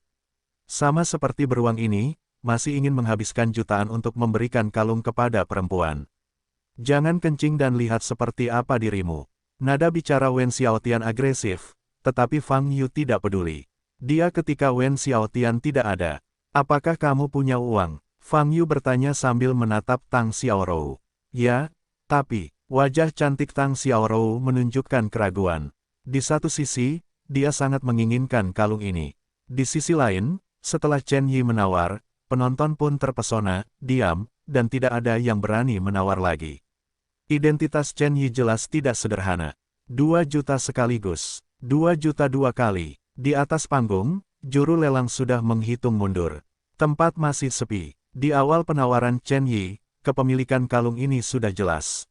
Hanya bisa menjadi milik Chen Yi. 3 juta. Semua orang mengubah wajah mereka dan menoleh untuk melihat sumber suara. Itu adalah Fang Yu. Fang Yu duduk di kursi dengan ekspresi tenang. Tuan ini, apakah Anda yakin? Juru lelang tertegun dan bertanya dengan ragu-ragu. Oke, jawab Fang Yu. Terjadi keributan di rumah lelang. Sebenarnya, saya sangat berani menawar dengan Master Chen Yi. Apakah ini berakibat fatal? Chen Yi juga menoleh, menatap Fang Yu, menyipitkan mata, dan warna tajam muncul di matanya. Suasana hatinya sedang buruk. Sekarang Fang Yu mengajukan tawaran di depan semua orang, dia jelas menentangnya. Di mana si idiot itu? Aku tidak tahu harus hidup atau mati. Wajah Chen Yi dingin, dia menoleh dan menawar 5 juta. Saat ini, semua orang di rumah lelang sedang tidak tenang. Selamat tampil. Tatapan Chen Yi pada Fang Yu barusan jelas tidak baik. Sepertinya tuan muda ini akan menjadi gila hari ini. Pemuda yang menawar, saya khawatir sesuatu akan terjadi. Setelah tawaran Chen Yi, semua orang melihat ke arah Fang Yu lagi. Mereka ingin melihat apakah Fang Yu akan terus mati. Saat ini, Fang Yu menoleh dan bertanya pada Tang Xiaorou, berapa banyak uang yang kamu punya? Ada kartu berisi 20 juta, tapi, haruskah kamu berhenti menawar? Tang Xiaorou menggigit bibir merahnya dan berbisik. Dengan begitu banyak orang yang memandangnya, dia tidak merasakan dasar apapun. Chen Yi itu terlihat sangat menakutkan. 10 juta. Sebelum Tang Xiaorou sempat bereaksi, Fang Yu menawar lagi. Wow, seruan datang dari tempat pelelangan. Semua orang membuka mata dan menatap Fang Yu, mata mereka terkejut. Pemuda ini benar-benar berani pergi bersama Chen Yi. Bukankah ini mencari kematian? Hedan dan Helan yang duduk di sebelah mereka pada awalnya tidak mengenal Chen Yi, tetapi ketika mereka mendengar komentar dari orang-orang di sekitar, mereka tahu sedikit tentang identitas Chen Yi. Mereka tahu bahwa Fang Yu sedang melakukan sesuatu yang bodoh sekarang. Wen Xiaotian memandang Fang Yu dengan bercanda. Pura-pura dipaksa, kan? Ingin pamer? Bukan. Wah, kamu menemukan pasangan yang salah. Tuan Chen Yi yang tersinggung, lihat. Bagaimana kamu mati? Saat ini, Chen Yi yang duduk di barisan depan terlihat murung dan meneteskan air mata. Cukup baginya untuk marah pada keluarga. Sekarang Anda datang ke lelang kelas bawah seperti ini, Anda masih harus diblokir oleh seorang anak yang tidak tahu dari mana asalnya. Sialan, bentak. Chen Yi langsung berdiri, menoleh dan menatap Fang Yu, dan berkata dengan nada yang sangat dingin, 20 juta. Jelas sekali, Chen Yi marah. Dalam kasus ini, tidak ada yang berani berbicara karena takut terlibat. Pendeta Tao kulit putih di samping Chen Yi juga memandang Fang Yu dan sedikit mengernyit. Ia selalu merasa pemuda ini memiliki perasaan yang familiar. Fang Yu menatap Chen Yi dengan penuh minat. Anak ini sombong sekali. Fang Yu tidak dapat mengajukan penawaran lagi. Kartuku hanya 20 juta. Tang Xiaorou mendekat ke telinga Fang Yu dan berbisik. Oh baiklah. Fang Yu mengangguk untuk mengungkapkan pemahamannya. Saat ini, mata Chen Yi berbinar ketika dia melihat Tang Xiaorou duduk di samping Fang Yu. Pemandangan yang bagus. Bagaimana gadis seperti itu bisa duduk dengan barang seperti ini? Chen Yi menatap Fang Yu lagi, matanya lebih dingin. Saat ini, Fang Yu berhenti menawar. 20 juta sekali. 20 juta 2 kali. 20 juta 3 kali. Selamat kepada Tuan Chen Yi karena berhasil memotret kalung biru langit. Juru lelang berkata dengan gembira. Kalau tidak ada yang menawar, kalung ini hanya bisa dijual seharga 2 juta. Tapi sekarang, telah meningkat 10 kali lipat.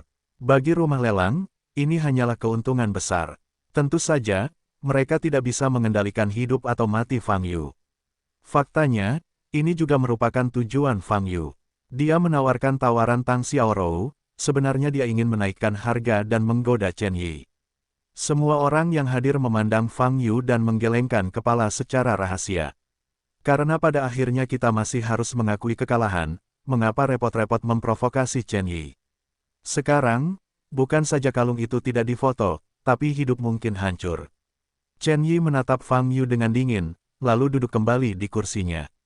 Setelah beberapa saat, tangkap anak ini di depanku, aku ingin mengajarinya bagaimana berperilaku.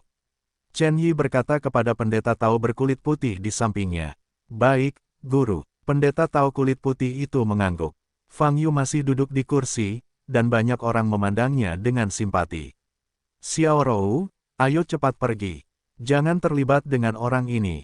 Lihat sorot mata Tuan Chen Yi sekarang.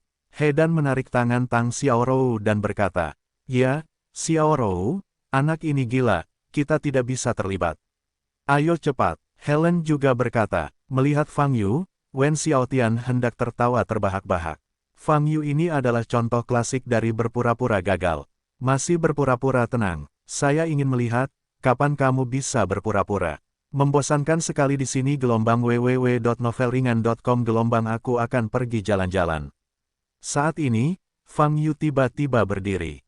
Jika kamu begitu takut, Fang Yu meliriknya, lalu berbalik dan berjalan keluar. Tang Xiaorou menggigit bibirnya, berdiri, dan mengikuti. Pada saat ini, Pendeta Bai yang telah memperhatikan Fang Yu segera berkata kepada Chen Yi, Tuan, orang itu sepertinya ingin pergi. Ingin lari. Chen Yi tersenyum dingin, segera berdiri, menunjuk ke arah Fang Yu, dan berkata dengan keras, Nak, jika kamu maju selangkah, aku akan memotong kaki anjingmu. Di lokasi lelang, awalnya masih ada penawaran. Namun situasi yang tiba-tiba menghentikan segalanya.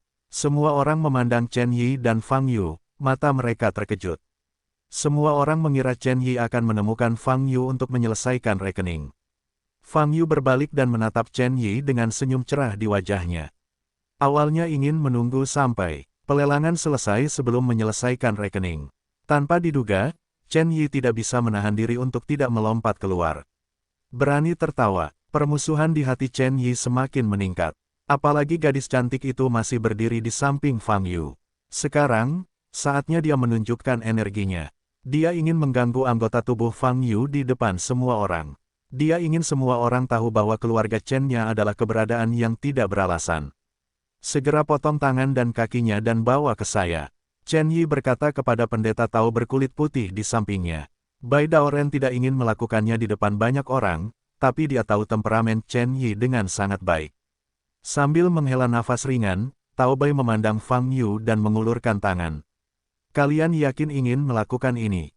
Fang Yu berkata dengan senyum dingin di wajahnya. Bab 257, saya Daotian.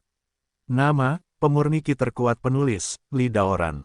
Plus matikan mengatur ulang. 1 detik untuk diingat, novel bagus tidak memiliki pop-up. Mendengar kalimat ini, Chen Yi mencibir. Di Weibei dan Nandu, adakah yang tidak bisa atau tidak berani dia lakukan? Terlebih lagi, baru saja membantaimu seorang anak laki-laki berbulu tanpa nama. Aku tidak hanya akan melepaskan tangan dan kakimu, tapi juga menjatuhkanmu dari lantai ini. Chen Yi menatap Fang Yu dan berkata dengan dingin. Yah, tidak mungkin. Fang Yu mengangkat bahu. Chen Yi melirik ke arah pendeta Tao berkulit putih itu dan menunjuk ke arahnya. Orang lain yang hadir cukup gugup, dan mereka mundur ke samping karena takut cedera yang tidak disengaja. Wen Xiaotian dan Sister He Dan juga mundur. Sekarang kamu sudah mati. Wen Xiaotian memandang Fang Yu dengan senyum lucu di wajahnya. Hanya Tang Xiaorou yang berdiri di samping Fang Yu, wajahnya sedikit pucat, tapi matanya tegas. Fang Yu telah menimbulkan masalah, ini adalah fakta yang tidak bisa diubah. Sebagai teman Fang Yu, meskipun dia tidak dapat membantu Fang Yu, dia harus berdiri di samping Fang Yu dan memaksanya berdiri. Penonton terdiam, termasuk staf rumah lelang Saint Elton. Mereka seharusnya berdiri untuk menjaga ketertiban, tetapi orang di depan mereka adalah Chen Yi. Jadi mereka melepaskan ide ini. Banyak orang di tempat kejadian tahu bahwa lelaki tua yang berdiri di samping Chen Yi adalah orang kuat di alam master. Di mata manusia sekuler ini, ahli seni bela diri itu seperti peri. Beberapa orang sulit bertemu beberapa kali dalam hidup mereka. Master seni bela diri, saya tidak menyangka mendapat kesempatan untuk melihat master seni bela diri dengan mata kepala sendiri hari ini. Banyak orang memandang pendeta Tao berkulit putih dengan mata seolah-olah sedang memandang dewa. Chen Yi menoleh untuk melihat ke arah Tao Bai, memberi isyarat untuk segera melakukannya. Tapi Tao Bai mengerutkan kening dan menatap Fang Yu. Dia selalu merasa Fang Yu memiliki aura familiar di depannya. Sepertinya saya pernah bertemu di suatu tempat sebelumnya, dan saya punya beberapa kesan. Taois putih, cepatlah. Ketika pendeta Tao Bai mengingatnya dengan hati-hati, Chen Yi mendesaknya untuk menghentikan pikirannya. Bai Tao menarik napas dalam-dalam dan tidak lagi mengingatnya. Beralih untuk melihat Fang Yu dengan mata dingin, dia mengulurkan tangannya dan meraihnya di udara. Ledakan, energi sejati ini meledak langsung ke tubuh Fang Yu, menimbulkan suara teredam. Gelombang udara mengguncang dan menghantam Tang Xiaorou yang berada di samping. Tang Xiaorou berseru dan hampir jatuh ke tanah. Pada saat ini, sebuah tangan yang kuat meraih lengannya dan menariknya ke belakang. Fang Yu melirik Tang Xiaorou, lalu menoleh ke arah Tao Bai, matanya dingin.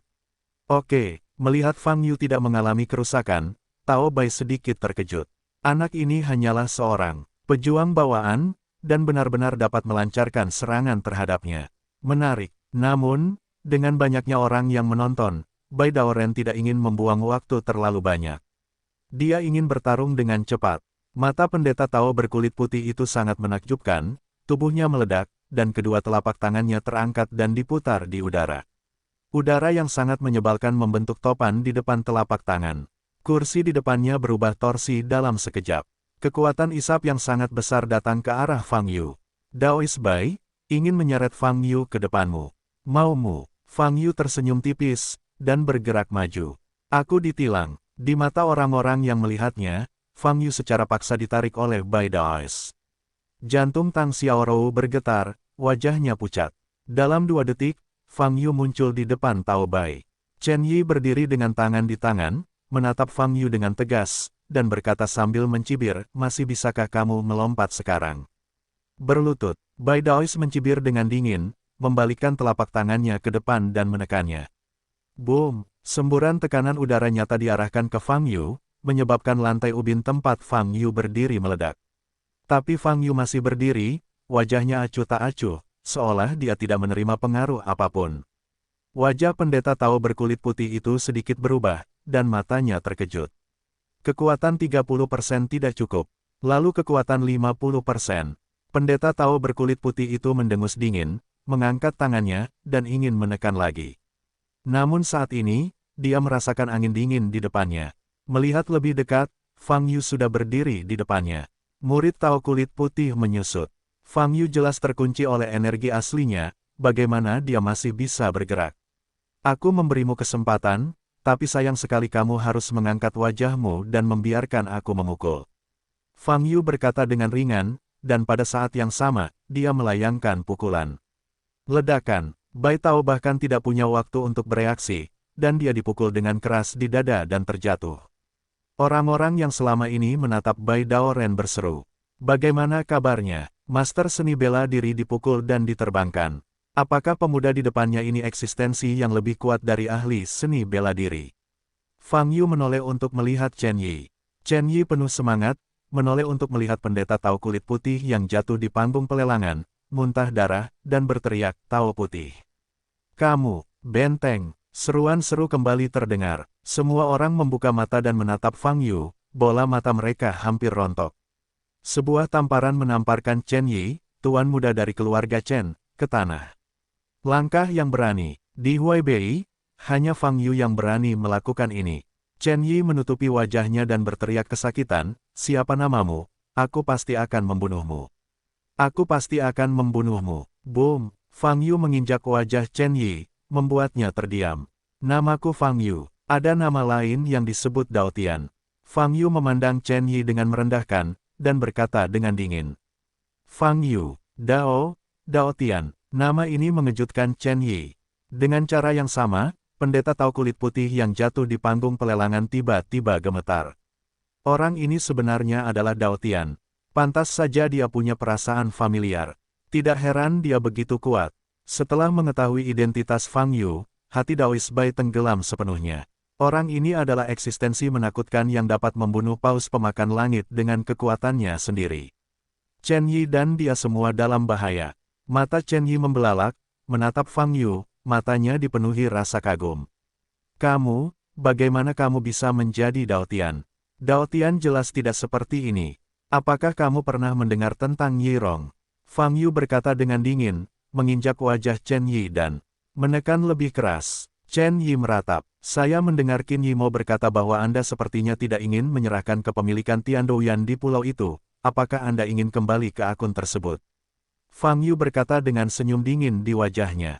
Tiandouyan, mendengar kata ini, hati Chen Yi tenggelam. Aku hanya memberimu waktu 1 bulan. Seharusnya aku memintamu melunasi rekeningnya. Tapi aku agak sibuk beberapa waktu lalu, dan aku melupakannya sebentar. Fang Yu menjauhkan kakinya, berjongkok, dan menatap wajahnya. Chen Yi yang tidak berdarah berkata, hari ini, kamu tidak dapat melarikan diri. Jantung Chen Yi berdebar kencang, dan ketakutan membuatnya tidak bisa berkata-kata. Tentu saja Anda dapat memilih untuk menolak menyerahkan kepemilikan Tiandouyan. Fang Yu berkata sambil tersenyum dingin. Seluruh tubuh Chen Yi gemetar gelombang www.novelringan.com gelombang dan dengan cepat gemetar, saya akan menyerahkan kepemilikan Tiandouyan. Saya akan menyerahkannya, jangan bunuh saya. Petik 2. Kamu mengatakan hal yang sama terakhir kali, kata Fang Yu. Kali ini, saya pasti akan menyerahkannya kali ini. Saya bisa segera meminta orang-orang di perusahaan untuk membuat rancangan perjanjian pengalihan kepemilikan dan mengirimkannya kepada Anda, selama Anda melepaskan saya, kata Chen Yi. Fang Yu sedikit menyipitkan mata dan berkata, oke, lakukan saja. Chen Yi segera bangkit, mengeluarkan ponsel dari sakunya, dan menghubungi bawahannya. Saat ini, ada keheningan di tempat tersebut. Tidak ada yang menyangka perkembangannya akan menjadi seperti sekarang. Di hadapan pemuda bernama Fang Yu ini, Chen Yi justru berlutut.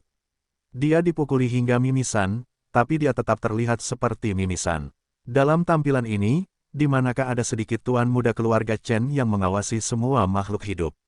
Saat ini, Wen Xiaotian dan He dan Helan sedang konyol. Terutama Wen Xiaotian, wajahnya pucat saat ini, dan hatinya ketakutan. Dia pernah diejek dan diejek oleh Fang Yu sebelumnya, dan jika Fang Yu dibenci, itu akan tamat.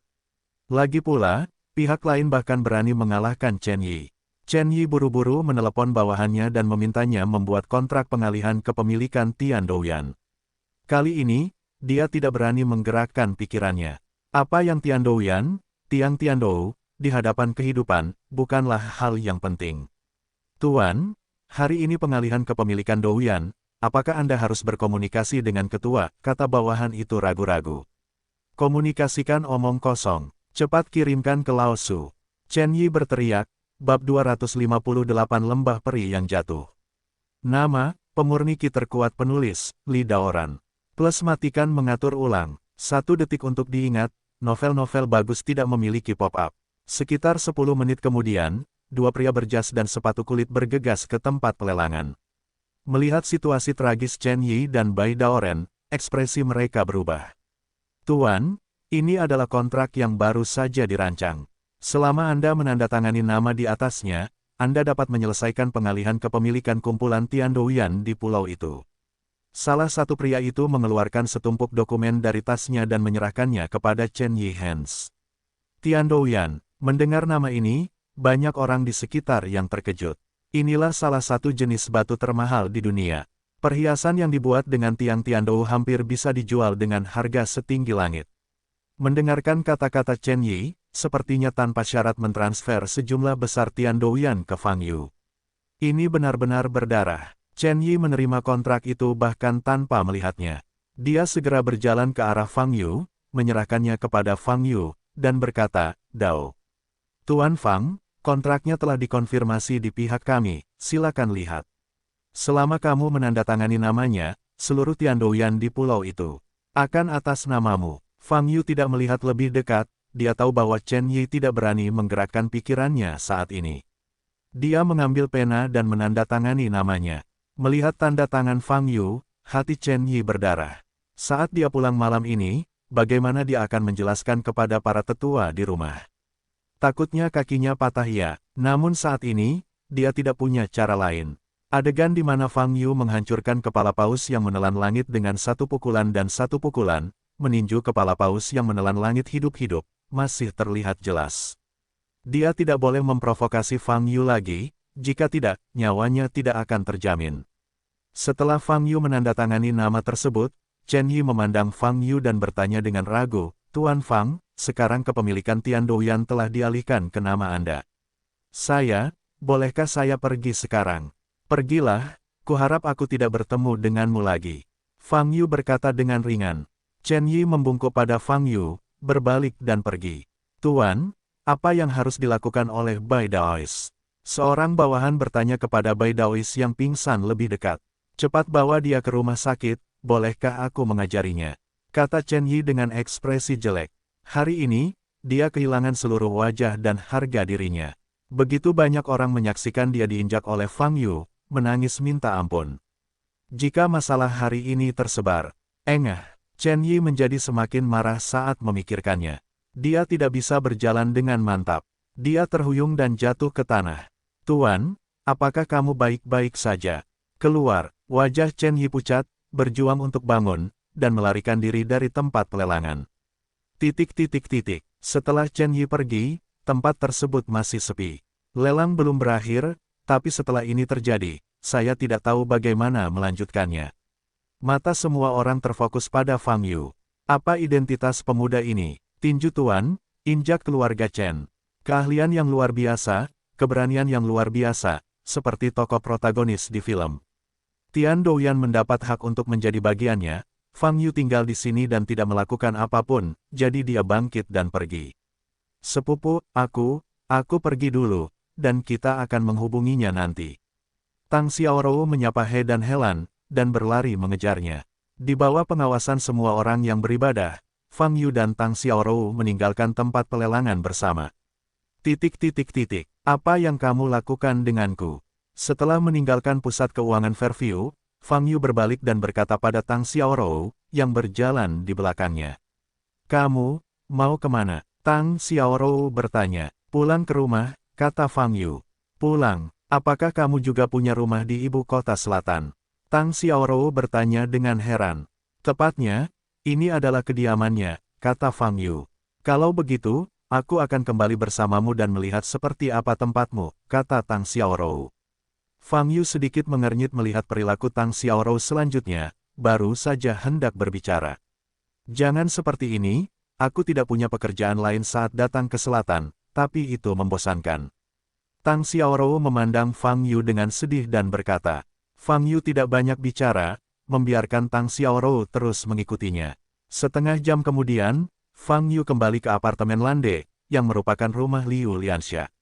Begitu dia masuk ke pintu, Tang Xiaorou berkata, "Wow, gaya dekorasi rumah ini, gadis baik."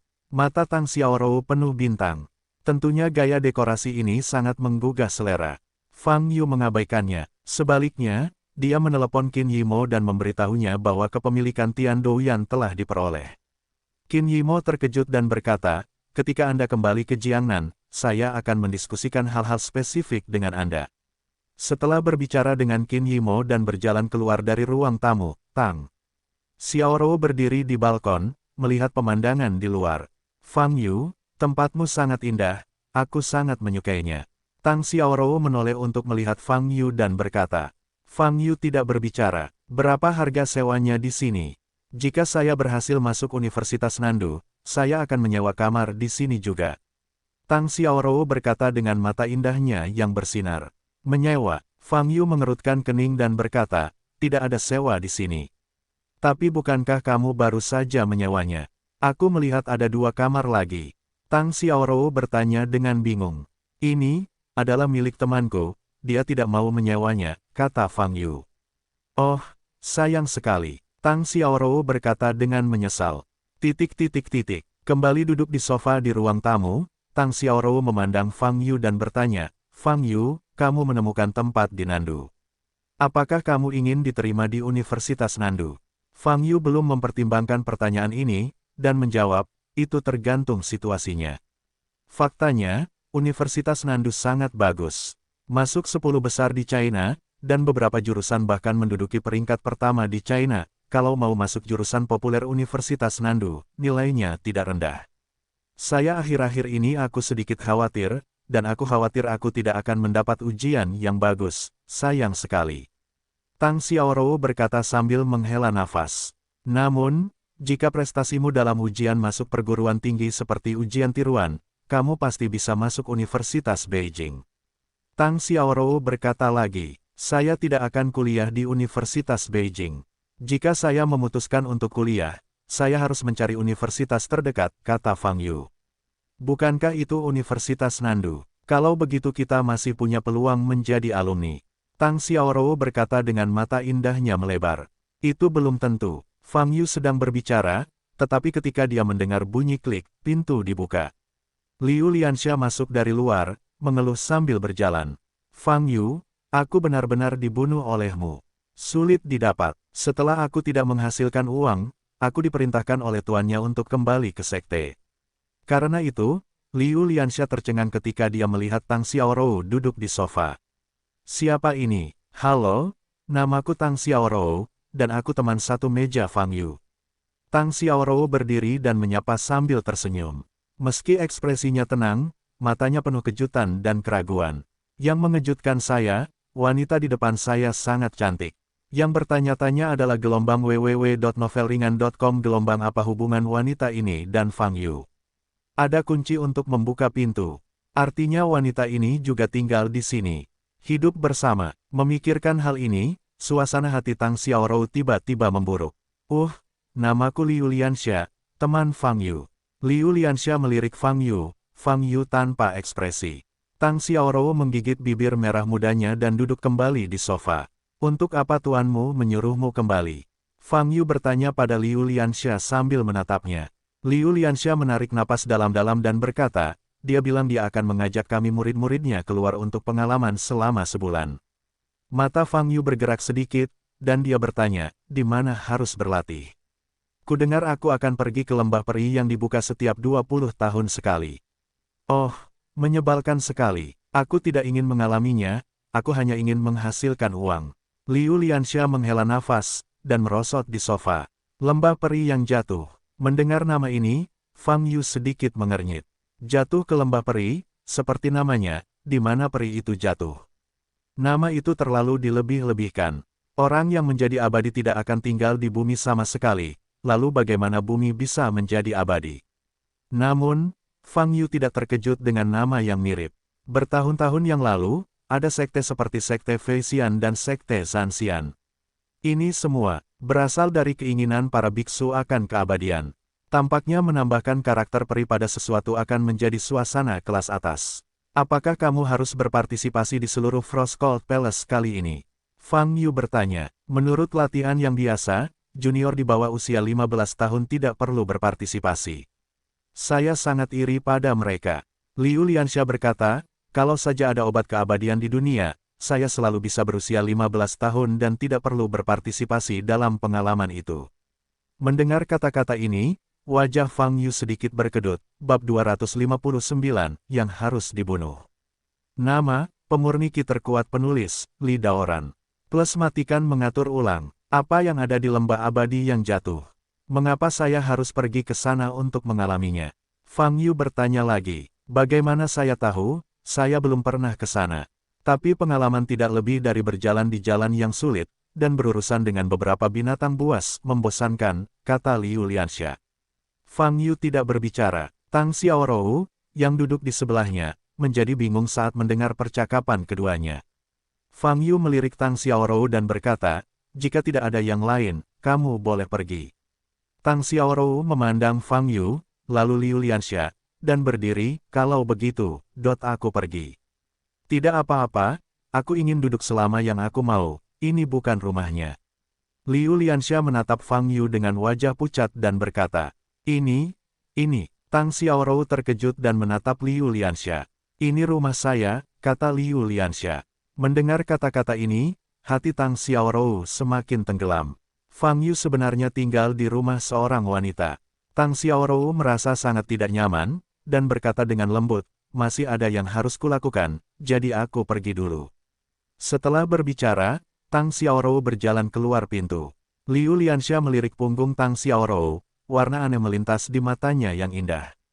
Di malam hari, Fang Yu menelepon Xia Xiaoying. Informasi tentang 30-40 orang yang dibunuh oleh orang itu. Informasi tersebut memang ada, tetapi semuanya adalah informasi yang tidak berharga, kata Xia Xiaoying. Saya ingin menemukan kesamaan yang dimiliki orang-orang ini, kata Fang Yu. Saat menelusuri pembunuhnya, pejabat di Metropolis Selatan juga mempertimbangkan hal ini. Namun, setelah mempelajari informasi dari 34 orang yang tewas, mereka hanya menemukan satu titik temu yang jelas, kata Xia Xiaoying. Apa? Fang Yu bertanya. Orang-orang ini, tanpa kecuali, tubuh mereka dibakar menjadi arang, sehingga sulit untuk diidentifikasi, kata Xia Xiaoying. Tidak ada kesamaan lainnya. Fang Yu mengerutkan kening dan bertanya. Tidak, di antara orang-orang ini ada manusia yang tidak berlatih seni bela diri, ada seniman bela diri bawaan, dan beberapa ahli seni bela diri. Adapun pekerjaan, ada dokter, pekerja, guru, dan gelandangan. Singkatnya, dari informasinya, si pembunuh hanya langsung membunuh orang. 34 orang yang meninggal itu tidak ada kontaknya dan tidak ada kesamaannya, kata Xia Xiaoying. Fang Yu mengerutkan kening. Dengan cara ini, akan semakin sulit untuk mengetahui tujuan pembunuhan keturunan Istana Xian. Pembunuhan sembarangan, apakah hanya untuk kesenangan? Namun mengambil risiko sebesar itu hanya untuk menjadi bahagia sulit masuk akal. Lembah keabadian yang jatuh di Huaibei. Saya menerima informasi yang relevan tentang lokasi ini baru-baru ini. Tunggu sebentar, kata Xia Xiaoying. Setelah beberapa saat, Xia Xiaoying sepertinya telah menemukan informasi tersebut dan berkata, Xianxiangwu adalah tempat suci sekte Tianxingmen di Huaibei. Dikatakan sebagai situs harta karun yang ada pada zaman kuno. Ada banyak harta surga, material dan bumi, itulah mengapa dapat menarik banyak hal. Alasan, mengapa seniman bela diri masuk. Selain itu, alasan mengapa tempat ini disebut lembah abadi yang jatuh adalah karena di sanalah tempat di mana peri tertentu duduk zaman kuno. Dan tulang peri dan peninggalan peri jatuh di bagian terdalam dari lembah abadi yang jatuh. Belum ada yang bisa mencapai tempat itu. Petik 2. Karena itu adalah tanah suci sekte tersebut, mengapa harus dibuka lagi untuk orang untuk masuk? Fang Yu bertanya. Petik 2. Karena situasi di lembah abadi yang jatuh, sangat cocok bagi semua sekte besar untuk mengirim murid mereka untuk mengalaminya. Tetapi jika Anda ingin memasuki sekte pengalaman lembah abadi yang jatuh, Anda harus membayar sejumlah tertentu properti ke lembah abadi yang jatuh, yang bisa berupa uang atau benda seperti pil ajaib, kata Xia Xiaoying. Artinya, gerbang bintang langit dibuka untuk mencari keuntungan. Kata Fang Yu, seharusnya begitu. Sebenarnya saya tidak tahu banyak tentang Zhongmen dan sejenisnya, kata Xia Xiaoying. Jadi begitu, kata Fang Yu. Satu hal lagi, gerbang peri jatuh konon dibuka setiap 20 tahun, tapi kali ini dibuka 2 tahun sebelumnya, dan hanya 18 tahun sejak pembukaan terakhir, kata Xia Xiaoying. Mungkin tidak ada uang di saku celana, jadi saya harus segera mencari uang, kata Fang Yu. Ini adalah informasi yang saya pelajari tentang jatuh ke lembah abadi. Apakah ada hal lain yang ingin Anda tanyakan? Xia Xiaoying bertanya. Tidak terima kasih, kata Fang Yu. Setelah menutup telepon, Fang Yu berpikir keras. Lembah peri yang jatuh. Fang Yu menyesalinya setiap kali ini terjadi. Dalam 2000 tahun terakhir, keinginannya begitu tertekan sehingga dia tidak peduli dengan dunia sekitarnya. Dampaknya adalah berita-berita tersebut diblokir dan ketinggalan zaman. Apa yang dia tahu adalah situasi di masa lalu, benar-benar menyimpang dari masa kini. Misalnya, Fang Yu bahkan belum pernah mendengar hal-hal seperti jatuh di lembah abadi, gerbang Tianxing. Sial, aku tidak berbeda dengan pemuda berusia 18 tahun yang terpana. Aku benar-benar akan kembali. Fang Yu menepuk kepalanya dan berkata. Namun, Fang Yu masih sangat tertarik dengan Falling Immortal Valley. Sebab, menurut pernyataan Liu Lianxia dan Xia Xiaoying, ini adalah peristiwa akbar di sekte besar Huaibei, dan banyak pejuang yang ingin mendapatkan harta surga dan bumi di lembah peri yang jatuh. Kemudian keturunan Istana Xian juga dapat menerima berita dan memasuki lembah keabadian yang jatuh. Bagaimanapun, saya belum melakukan apapun akhir-akhir ini, pergi saja ke sana. Mungkin akan ada keuntungan yang tidak terduga, seperti terakhir kali saya menemukan pembuluh darah spiritual di Gunung Baichuan. Fang Yu kini telah mencapai tingkat periode pemurnian Qi 9955. Jika dia menemukan nada spiritual lain, dia mungkin mencapai level 10.000. Tentu saja, pernyataan Fang Yu tentang peri itu jelas tidak masuk akal. Falling Immortal Valley, tempat di mana makhluk abadi duduk dan bertransformasi. Selama Anda menjadi abadi, Anda tidak bisa tinggal di bumi, Anda hanya bisa naik ke tingkat yang lebih tinggi. Dengan cara ini, bagaimana mungkin ada makhluk abadi yang duduk di bumi? Setelah berkomunikasi dengan Xia Xiaoying, Fang Yu keluar dari kamar dan bertanya pada Liu Lianxia, kapan Anda akan kembali ke Istana Frost Han besok? Saya tidak akan kembali ke Istana Suang Han. Saya akan bertemu langsung sebelum Falling Immortal Valley. Saya akan tiba di sana sekitar jam 10 besok pagi, kata Liu Lianxia. Aku akan pergi bersamamu, kata Fang Yu. Huai Bei, keluarga Chen, lobi. Brengsek, kamu baru saja mengalihkan kepemilikan Tiandouyan. Tahukah kamu berapa nilai Tiandouyan? Seorang pria berpiyama dengan rambut beruban berteriak pada pria yang lebih muda di depannya. Orang yang dimarahi adalah Chen Yi, dan orang yang dimarahi adalah ayah Chen Yi, Chen Nansheng, kepala keluarga Chen saat ini. Chen Yi menundukkan kepalanya, dengan bekas luka yang terlihat jelas di wajahnya, dan berkata, aku tidak bisa menahannya. Tahukah kamu seberapa kuat Fang Yu itu? Jika aku tidak menyetujui permintaannya, aku akan dibunuh olehnya. Dia di tempat, kamu tidak bisa menyerahkan kepemilikan Tiandouyan jika kamu terbunuh. Apakah menurutmu hidupmu yang sia-sia akan lebih berharga daripada Tiandouyan itu? Wajah Chen Nansheng menjadi hijau dan terkutuk. Mendengar kata-kata ini, wajah Chen Yi menjadi pucat dan tidak dapat berbicara. Chen Nansheng terengah-engah, berjalan mondar-mandir di aula dengan tangan di punggung. Suasana di seluruh aula sangat khusyuk. Para pelayan yang berdiri di dekatnya menundukkan kepala dan tidak berani bernapas. Tiandouyan, batuan Tiandou di pulau itu bernilai setidaknya puluhan miliar, atau bahkan ratusan miliar. Transfer saja kepemilikannya, yang membuat Chen Nansheng tidak dapat diterima. Sial, dasar anjing sialan. Chen Nansheng menjadi semakin marah, menoleh dan berkata kepada seorang pelayan, bawakan aku tongkat. Seluruh tubuh Chen Yi gemetar. Tak lama kemudian, pelayan itu membawa tongkat kayu. Chen Nansheng meraih tongkat itu dan melambaikannya ke tubuh Chen Yi. Chen Yi segera mundur untuk menghindari tongkat itu. Apakah kamu masih berani bersembunyi? Chen Nansheng mengutuk, mengejarnya. Nansheng, apa yang kamu lakukan?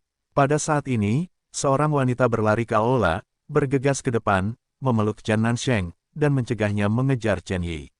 Orang ini adalah ibu Chen Yi, Lu Wanru. Minggir, aku harus membunuh bajingan ini hari ini. Chen Nansheng berkata dengan marah. Tidak peduli kesalahan apa yang dia lakukan, dia juga putramu. Bagaimana kamu tega memukulinya? Kamu pikir dia terluka parah? Lu Wanru menangis. Itulah yang pantas dia dapatkan. Lihat Luo'er, lalu lihat sampah ini. Kamu sudah terbiasa, kata Chen Nansheng, mendorong Lu Wanru menjauh, memegang tongkat dan bergegas menuju Chen Yi. Hentikan, saat ini, suara lama terdengar. Seorang lelaki tua keluar, diikuti oleh seorang pemuda tampan. Ayah, melihat lelaki tua itu, wajah Chen Nansheng sedikit berubah dan dia meletakkan tongkatnya. Orang tua Chen memandang Chen Yi, lalu Chen Nansheng, dan menghela nafas. Ayah dan anak seperti ini, tidakkah kamu membiarkan orang lain menonton lelucon?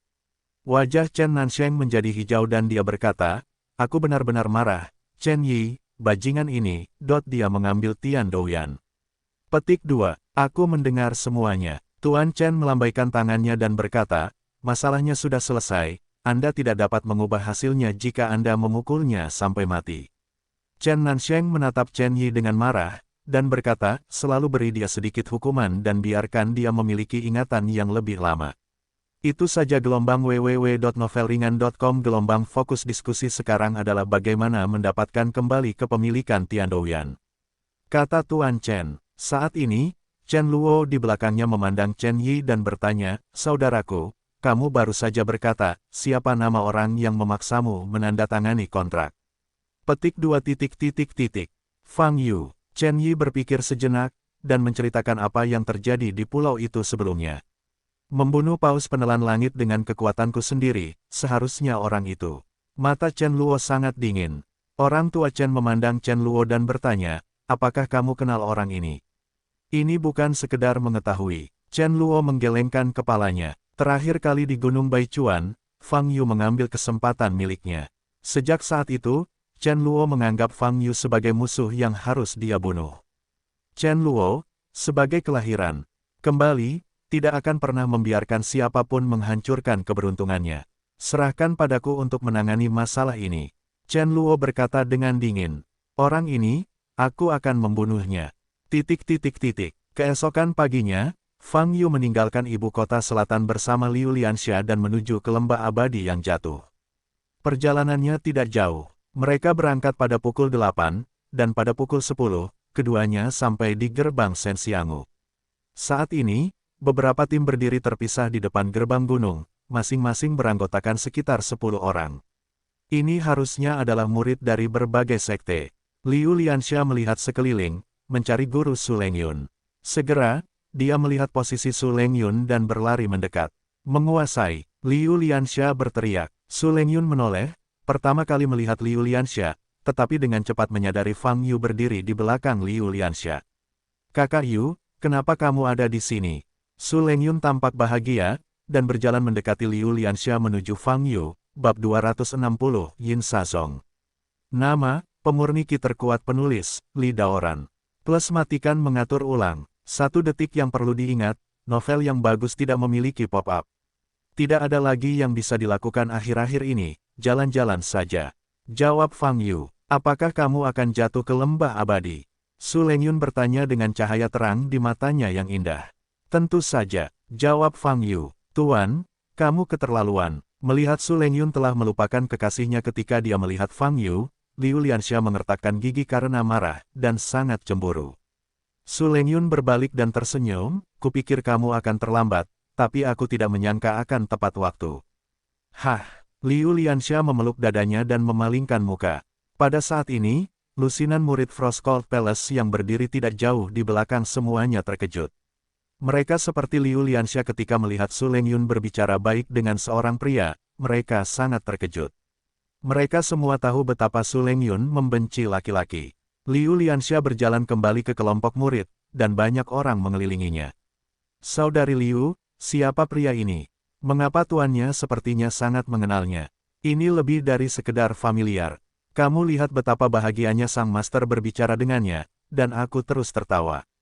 Ya, saya sudah lama tidak melihat guru tersenyum begitu bahagia. Liu Lianxia memandang Fang Yu dengan marah, dan berkata dengan marah, orang ini bernama Fang Yu, seorang kenalan lama guru. Itu saja, saya tidak tahu apa-apa lagi. Kenalan lama. Sejauh yang mereka tahu, Su Lengyun tampaknya telah memasuki Frostcold Palace sebelum usia 10 tahun, dan kemungkinannya sangat kecil untuk menghubungi orang-orang di luar. Fang Yu ini adalah kenalan lama guru, apakah ini teman bermainnya ketika dia masih kecil? Tapi Fang Yu ini tampaknya lebih muda dari tuan. Sekelompok murid perempuan bingung. Hehe, tidak bisa memahaminya. Aku juga tidak bisa memahaminya, kata Liu Lianxia. Mulut lembah-lembah abadi yang jatuh terlihat relatif sempit, dengan 2 barisan pegunungan di kedua sisinya, yang mengelilingi seluruh lembah abadi yang jatuh. Tanahnya penuh dengan kawasan hijau dan hijau, penuh vitalitas. Dari kejauhan, dalam kabut tipis, Anda dapat melihat gunung-gunung lain di lembah, dan jalan-jalan lain yang bercabang oleh pegunungan, ruang dalam lembah abadi yang jatuh jelas tidak kecil. Apakah kamu pernah ke sini sebelumnya? Fang Yu bertanya. Yah, 18 tahun yang lalu, tuanku juga membawaku ke sini untuk mengalaminya, kata Su Lengyun. Berapa umurmu saat itu? Mengapa kamu datang untuk mencari pengalaman? Fang Yu bertanya dengan heran. Su Lengyun membelai rambut biru di keningnya, menatap Fang Yu. Mengapa? Fang Yu bertanya. Aku ingin menjadi lebih kuat. Dengan cepat dan pergi mencarimu. Su Lengyun berkata dengan lembut. Fang Yu tersenyum canggung, dengan cepat mengganti topik pembicaraan, dan berkata, apakah memang ada banyak harta karun di lembah peri ini? Su Lengyun menggelengkan kepalanya dan berkata, ada beberapa bahan obat langka di lembah abadi yang jatuh. Namun, biaya memasuki lembah sebanding dengan nilai bahan obat ini. Artinya, bagi gerbang bintang langit, membuka lembah peri sekali adalah bisnis yang tidak akan pernah merugi.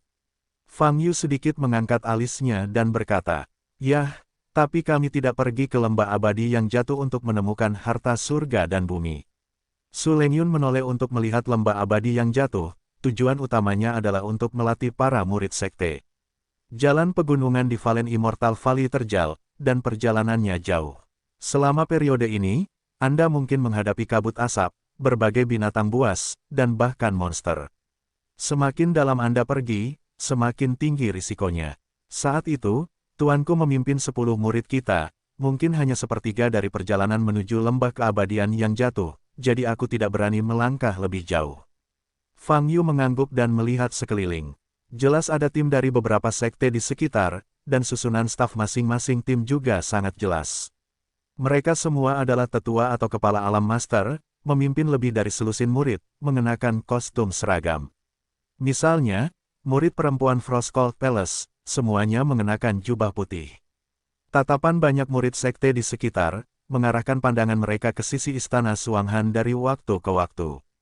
Di dunia seni bela diri di mana yang kuat dihormati, sekte yang hanya menerima murid perempuan sangatlah jarang. Bukankah lembah peri ini sangat terkenal? Kenapa kamu tidak merasa tidak banyak orang? Fang Yu bertanya. Banyak sekte telah memasuki lembah keabadian di gelombang pertama. Kami adalah gelombang kedua, dan kami tidak akan bisa memasuki lembah sampai pukul 10.30, kata Su Lengyun. Fang Yu mengangguk dan berhenti bicara. Oh, bukankah ini istana Tuan Su? Sudah lama sekali. Setelah beberapa saat, suara laki-laki terdengar. Fang Yu menoleh dan melihat seorang pria berjubah hijau berjanggut, berdiri di atas tumpukan batu tidak jauh dari sana, menatap Su Lengyun dengan senyuman di wajahnya. Pria ini adalah seorang kultivator pada masa pembentukan alkimia, juga dikenal sebagai Wuzun. Di belakangnya, juga berdiri selusin murid. Mata indah Su Lengyun penuh rasa jijik. Pria itu memandang Su Lengyun, lalu ke Fang Yu yang berdiri di sampingnya, matanya sedikit bergerak. Kudengar Tuan Istana Su membenci laki-laki. Kalau begitu, adik laki-laki ini adalah, dia seharusnya menjadi kerabatmu. Pria itu berkata sambil tersenyum bercanda. Su Lengyun mengerutkan kening, menoleh ke arah pria itu, dan berkata dengan dingin, Pang Tao, saya harap kamu bisa diam. Senyuman di wajah Pang Tao tetap tidak berubah, dan dia berkata, seperti yang diharapkan dari Ratu Es dan Salju, pidatonya dingin dan menakutkan. Murid Istana Frost Han juga terlihat jelek saat ini. Pang Tao ini adalah ketua dari faksi Goshaok dan juga musuh dari Frostcold Palace. Permusuhan kedua sekte ini dimulai dari generasi sebelumnya. Wajah cantik Su Lengyun dingin, dan dia tidak ingin mengganggu Pang Tao. Pang Tao tersenyum dingin, menatap murid perempuan di belakang Su Lengyun, dan berbalik. Dan sekelompok murid di belakangnya, mata mereka berbinar, menatap Liu Lianxia di antara murid perempuan. Wanita itu sangat cantik, ya, aku juga memperhatikan bahwa ada murid perempuan yang begitu cantik di Frostcold Palace. Alangkah baiknya jika aku bisa berbicara dengannya. Sekelompok murid laki-laki tidak menyipitkan mata, mata mereka penuh panas. Siapa yang Anda bicarakan? Saat ini, Pang Tao tiba-tiba berjalan di antara para murid dan bertanya. Tuan, kami. Wajah para murid sedikit berubah dan mereka tidak berani berbicara. Apakah menurutmu ada banyak wanita cantik di seberang istana Suanghan? Saat ini, Pang Tao tiba-tiba tersenyum dan berkata, Ya, jawab para murid. Hehe, setelah kita memasuki lembah, kita bukannya tanpa kesempatan. Pang Tao menjilat bibirnya, matanya redup. Tuan, apa maksudmu? Seorang murid bertanya dengan mata terbuka lebar. Bukankah normal jika sebuah sekte mengalami kecelakaan yang begitu berbahaya di Falling Immortal Valley? Pang Tao berkata sambil tersenyum sinis. Waktu terus berlalu, dan segera tim sekte datang ke depan lembah abadi yang jatuh. Di antaranya ada sekte yang menarik perhatian Fang Yu. Murid sekte ini gelombang www.novelringan.com gelombang mengenakan seragam jubah hitam, dengan wajah serius dan wajah lurus. Di depan muridnya, ada seorang wanita dengan sosok anggun berdiri. Jubah hitam tipis menonjolkan sosoknya.